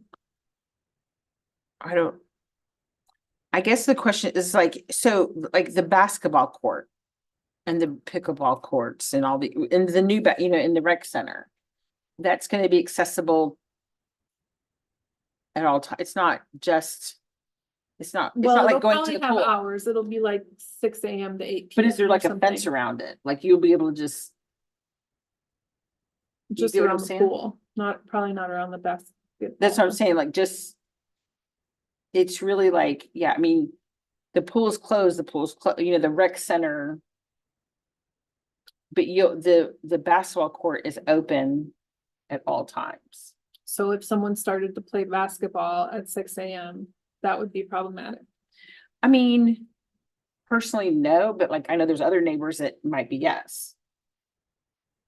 Cause that's why they I have called 3 out just the kids. jogging track, because they were like, Yeah. that's the quiet Yeah. activity, so you can let people come use the jogging track at 6 AM. Yeah, But. but still there's, I mean. Even the dog park is So- not specified in here, and I would assume some people wanna use the dog park before they go to work. They are, the dog park gets people pretty early.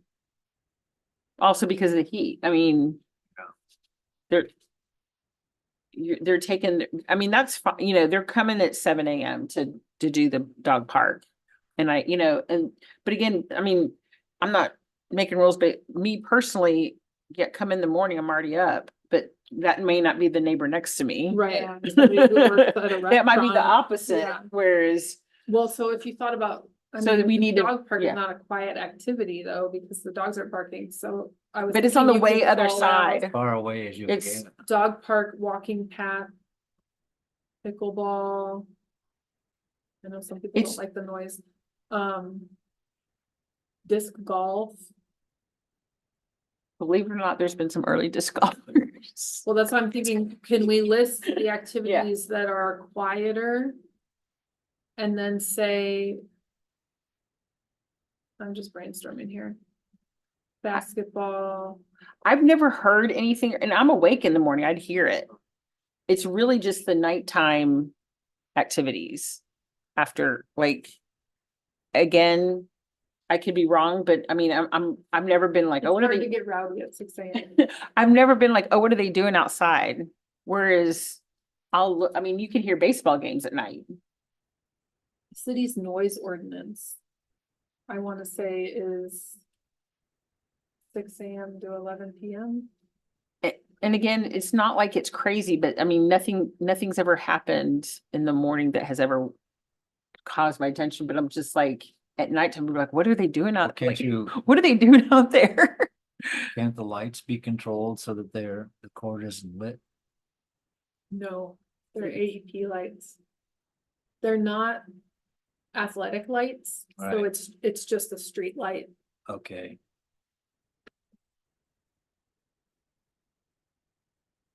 Like the baseball lights are on for baseball games and then turned off, but those lights are just, AEP lights I don't have control over. Mhm. I can only control the buildings and. the vehicles. they'll be, it doesn't matter that the lights will be off at the basketball court and they're still there. no. So they're not playing basketball, they're just there. Or they'll have, I mean, yeah, both. I mean, it's not We that. should rename it the teen basketball. Yeah, court. there you Maybe go. make it a-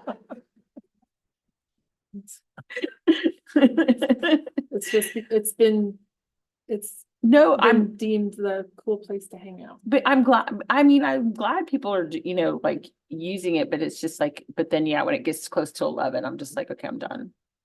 Well, I wonder what, the- so this is, So I'm wondering what the new, I wonder what the size is, if it would fit here. Cause I've been kind of, hemming and hawing about what to do with this old gravel area. where the I swings used wonder to if be. they could put the basketball court here. Well, what are they doing with that area? I just asked them to sod it for this time. So the future plans in our open space master plan show a pool going there. But I could ask them to flip it and maybe our open space master plan, a pool could go there and a basketball court go there. I mean, it really only Yeah. affects like 5 houses. To me, I mean, you don't have to like redesign plans. Well, and I think there's probably Benefits being on something the to be board. said for a basketball What? court It's a being next to benefit the being on the gym. board. But I'm just saying, like, I mean, like, when you look at, like, there's my house, Cassandra's house, that's a rental house now. There's like 1, 2, 3, 4. There's like 5 or 6 houses that are really affected. You don't have to like redo. We are Everything. moving it further away. I'm just saying, like, yeah, just the hours, I think the hours can be For the earlier. sake of 10 p- traffic, Yeah, it could be fenced in because of that's what, basketballs. that's bounce another over the thing, like, roadway. I would just assume that it would Just have needs some to be kind of fenced. thing around It it. can be Locked. Because I can't imagine the car, I mean, that basketball is gonna go on those cars. Yeah, it'll be fenced. We'll just move the fence from this right side to the left side. And then when the rec center staff leave for the evening, the gate gets locked. Which, or because you won't whatever. know the hours of the rec center, or is there gonna be Yeah. access to use the gym earlier than it's open? We're gonna have to hash all that stuff Okay. out. I was looking at examples and I thought 6 AM to 8 PM, 6 AM to 10 PM were feasible. We'll have to look at the staffing costs, and I mean, yeah, I mean, people like to work out before. there was a request in the survey for 4 AM. I don't know how we're gonna do that unless we do Do key key cards, That you pay Um, for but that's a big Undertaking. security undertaking. risk Yeah. in doing that. So all that stuff has to be Okay. hashed out stuff. Okay, so. Not what to make if it more I- difficult, but I mean, I think that you could actually open the park earlier, what I'm Does- saying, So does it than make 8 sense AM. to say the community park is open from 6 AM to 10 PM daily? Cross out the whole next item. And then say the nature Yes. preserve sites are 1 hour before dawn and 1 hour past dusk, 7 days a week. Yes, The idea is we do not want people in the nature preserve when it's dark.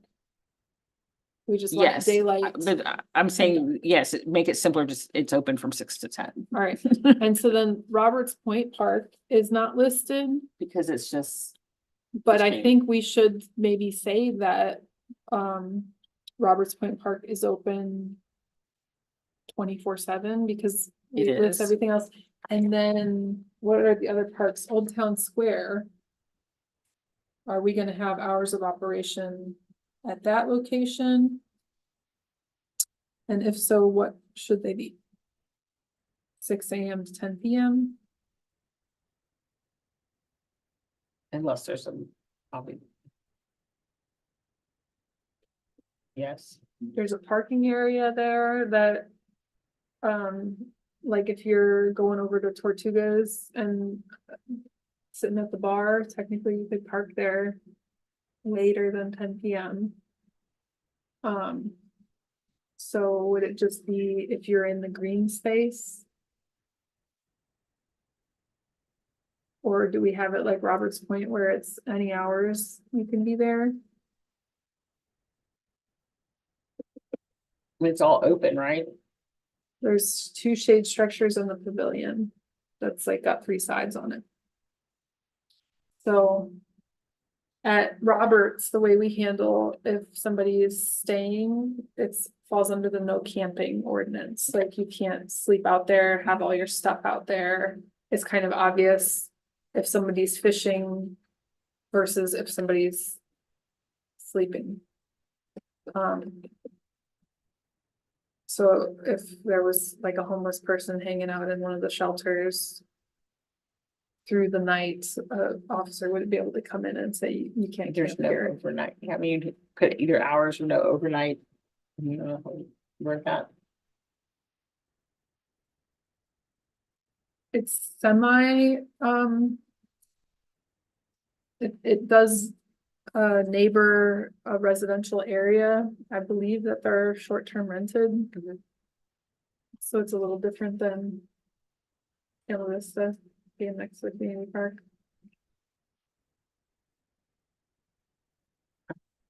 So nothing good probably happens after 10 PM.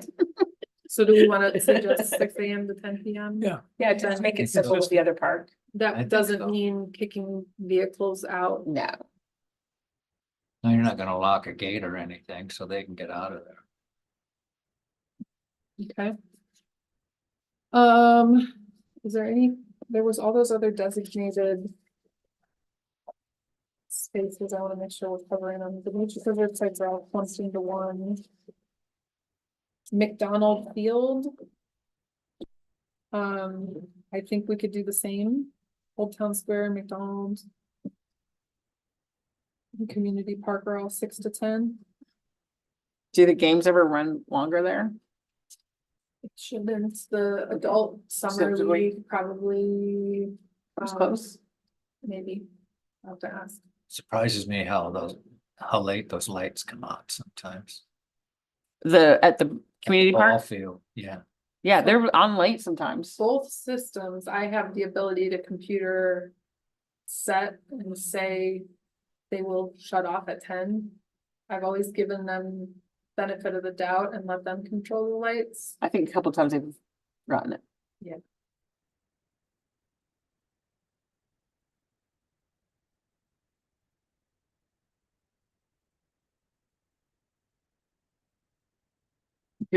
I've woken up, I mean, It's a less residential area in McDonald Field. It's I've been, I mean, Presbyterian Church, the Yeah. school. American Bank. but the community park. Are those set it on timer or do they turn? I can program them, but I haven't been. I've been letting them turn them off themselves. I think I think a couple 'Cause it's times. like, They- what couple happens times I is if- forget. I set them to turn off at 9 and then they need them for 15 more Yeah, minutes or minutes. whatever. And so I've just, like I said, given them. the Cause it's like, benefit of the I mean, doubt that in the they'll turn it off. summertime, it's like these tournaments or something. Yeah, I mean, and those are not always locals. And They're so not. they're not as familiar with the facility. I So mean, it's more likely that they'll forget something like that. maybe just program for like 11 or something or 10, you know, Yeah. I mean, there's no reason for them to be on that late. All right, so. Let's see what else I got here.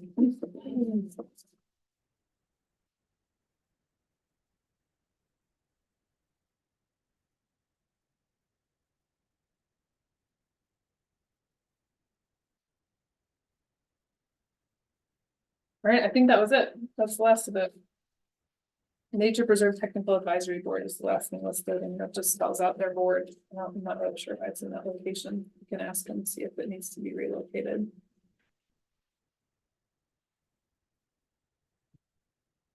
All right, anything that we did not cover in here that you would like to be covered?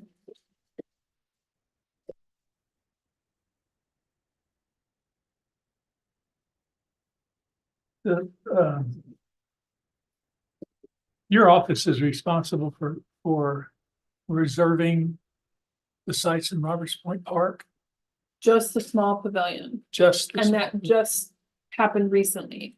Used to be the harbor that did the large and small pavilion, and this year we started taking the small. Small pavilion, but the Okay. harbor is the large Mhm. pavilion. Yes. Right. If someone rents either of those facilities, then they have to have a special events application also. Only if you were helping us, like, as we were figuring this out, we decided only if they're requesting to violate an ordinance. So if they're gonna serve alcohol, if they're gonna have amplified music, if they're going to do something outside of these rules, that triggers the special event permit. If they just wanna host a lunch picnic in a pavilion with no bells and whistles, that's just a reservation. So we just do that reservation through our reservation software. Okay, But if they want to bring in a live band and have alcohol at the small pavilion, then they have to do the special event What if- permit, and David Parsons has to sign off on that. what if they want to bring in a vendor like a food truck? That violates the It's- city it's where ordinance, it's- so it would it's where trigger a triggers. special event permit. Okay, Maybe. You having a party? no,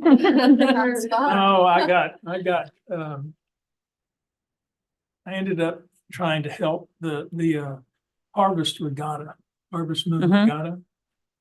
They're trying to offer a way that they can offer the sailors and the families food on the Saturday morning that they come in. and dock, because some of them start coming in from 4 o'clock all the way up till noon. And they want something to eat because they've been sailing all night and they're tired and they don't have a way to get downtown. So they're looking for some way to get food to them in the park. And they had come to the Rotary and asked the Rotary for assistance. And it's not something really the Rotary is equipped to do. So we're just trying to get information to them. Well, I mean, stuff's catered out there all Yeah, the time, but they want them to pay the food truck for their meal. So I wonder, did they already put that in their special event permit that was reviewed? I don't think they did. I think this is the first year. In the past, they've just been on their own. So that this came from the sailors through the organizing committee to, can you find a way to feed us? That's all and that's what they're doing. Because the So lady, the Harvest Moon Regatta are already filled out a special event permit if they have the Okay. large pavilion through the Okay. harbor. So it would just need to be something that would be added to their special event requests. All right. And then it would be up to David Parsons whether they allow that or not, but I Right. know I believe there's been times in the past where, like at our market days, we allowed a set number of food vendors to come in and right, for the public to pay. Typically, if a food truck comes in, the event covers the cost. So it's a little different when the attendees are paying the food truck for the meal. yeah, there's some issues with their wanting to do that. I don't know why they don't want to, but they, and have it part of I think it's part of the application process that they could have put a charge in there for breakfast and added it to the application. But, this It's too is late. after the fact, right? They may be able to amend their special event permit. Okay, Can't speak for the deciders, but Right. the harbor and David Parsons would need to decide that.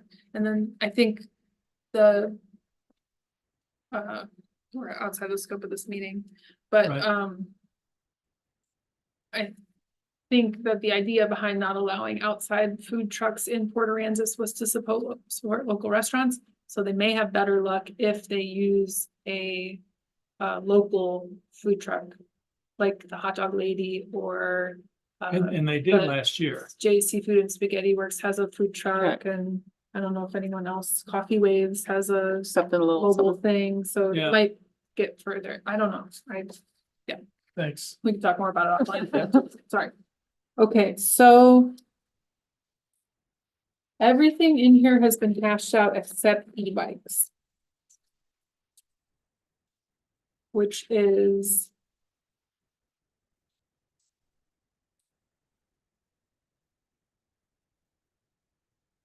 said I started and then, it's in prohibitions number 9. So that's the only one that we're kind of,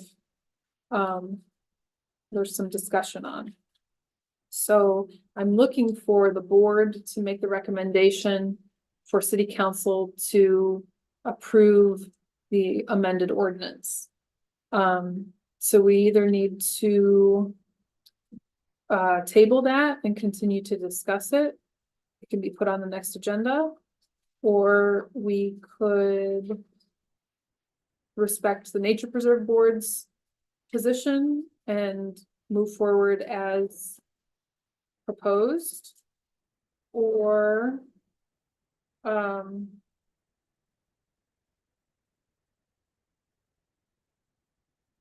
we could propose a speed limit and move forward with an amended version of what's here. Or you could take no action, and that doesn't help me. But if you don't feel comfortable, you don't have to take any action. Right now, they're not allowed on the nature centers.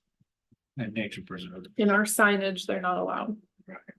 and they're not allowed, Under the existing, motor vehicles must stay on the driveway and parking area.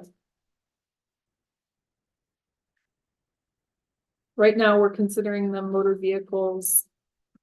So that's a good point. on the prohibitions, it lists them.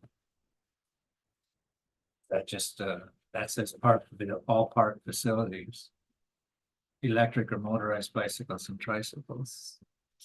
That's another good point. So that doesn't spell out nature preserve sites. No, that Because just you- says all park. Okay, that's important.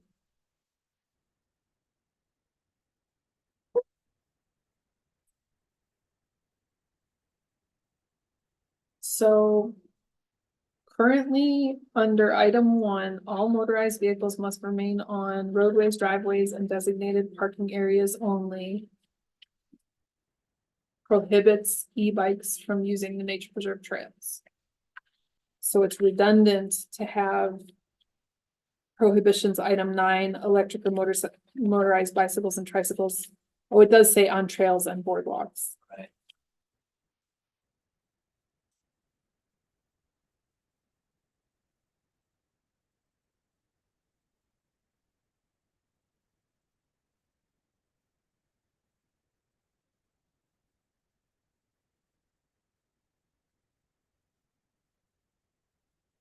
So you could remove item 9 from prohibitions. And leave item 1 as is, and it does the same thing. As what it is currently, I think.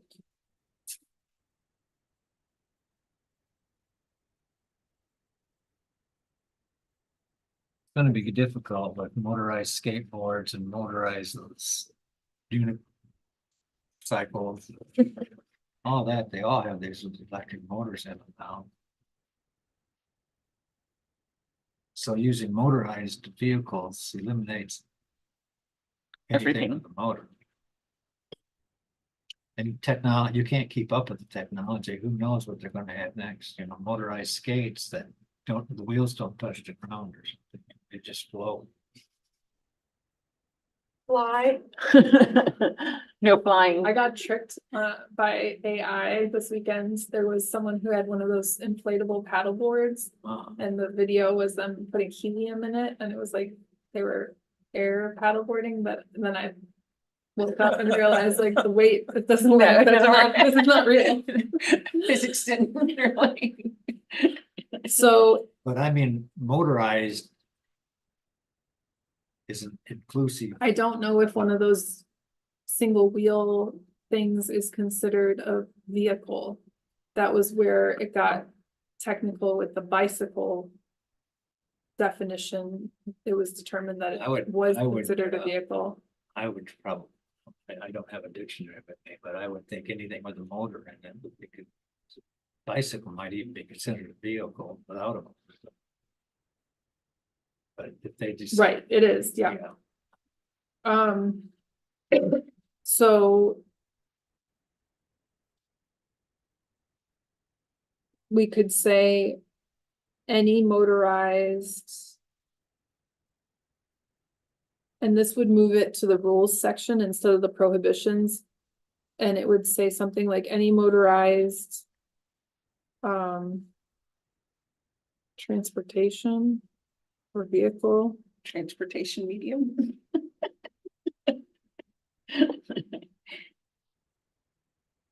Must remain under 5 miles per hour.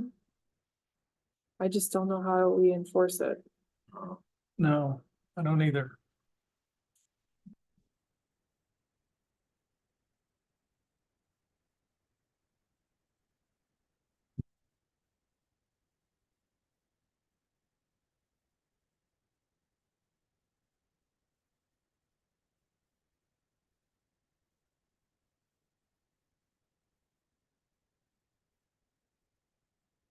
And that's why I go back to identifying what you want to happen that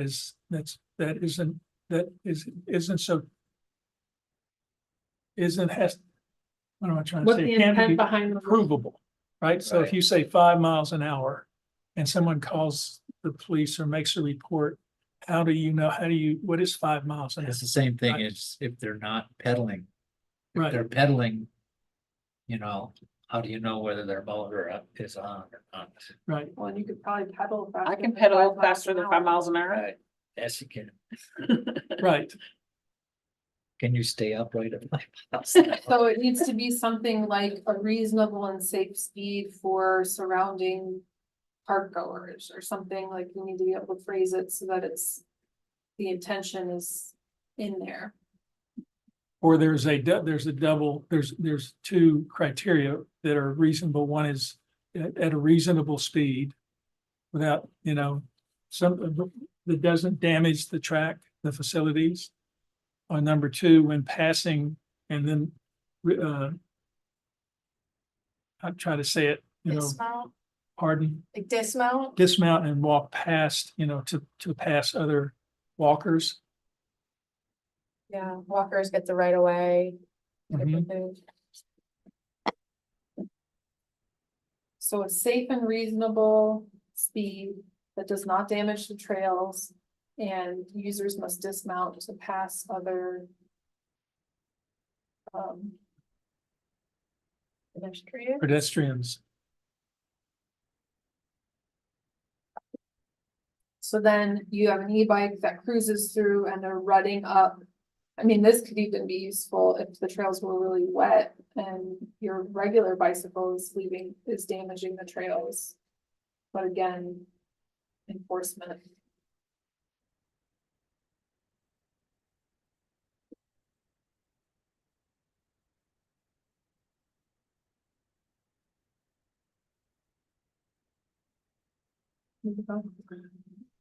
I mean, it's still the discretion. We're so close.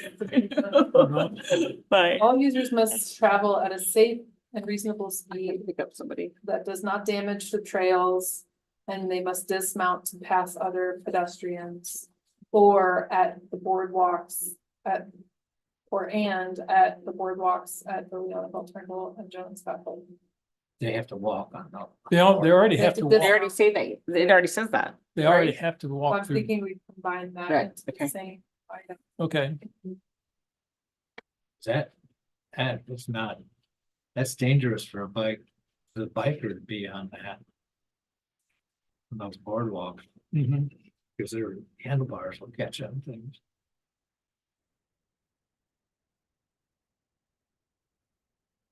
So you could say motorized vehicles are allowed on trails and boardwalks except where posted. And then there could be some areas where you don't allow them.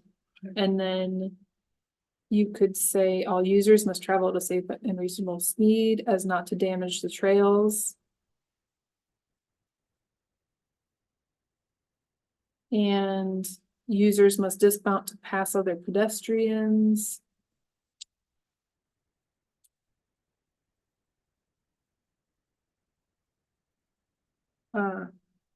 Or, and where posted. And then you could post at the birding center and Paradise Pond. And then if there were other areas where you decided you could, I like saying where posted as opposed to listing the actual locations. Because we can, Yeah. So I Post a think lot of this different turns into places. number 11 under and they can rules. change. Okay, I hope I have this right.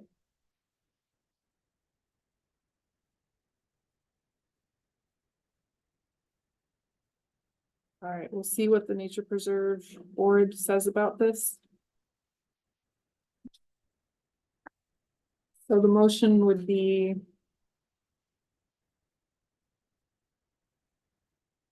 to make the recommendations discussed here, these changes to City Council for review. And if the Nature Preserve Board strongly disagrees with what we said here, they can make a recommendation to council for their barring of motorized vehicles if they so decide to do that. Cool. You need to make a motion if you want to approve the changes discussed and recommend to city council. All right. Do I need to make that or invite anyone to make it? I'll make a motion to approve said changes and recommend to council. Second, All right. Christie, call the roll. Board Member Arnold? Yes. And Board Member Ingrid? Is that right? Burball. Sorry. Yes. Yes. Motion passes. Oh, you Oh, gotta I do did- Collins and Crumpets. Oh, I thought they already did, They okay. still get called. but- Board Member Collins Yes. and Chairman Crumpets. Yes. Thank you. Yes. That was a tedious one. Thank you. Oh, it is time to go. We gotta. We can email for the next meeting date if you want. Yes, need to do that. That would be the month, for every 3 months now. 90 days, December, December. Okay, which is a messy month. Can I get an official adjournment? Well, that's what we're discussing, future items, but the other thing is Cliff and Amanda Parsons is Mhm. not here, so I can do a doodle. And I can pick Mondays in December and January and see when everyone's available, if that works. Perfect. Okay, right. So I need a motion to adjourn. I make a motion to adjourn. All in favor? Aye. Hi. See. have to.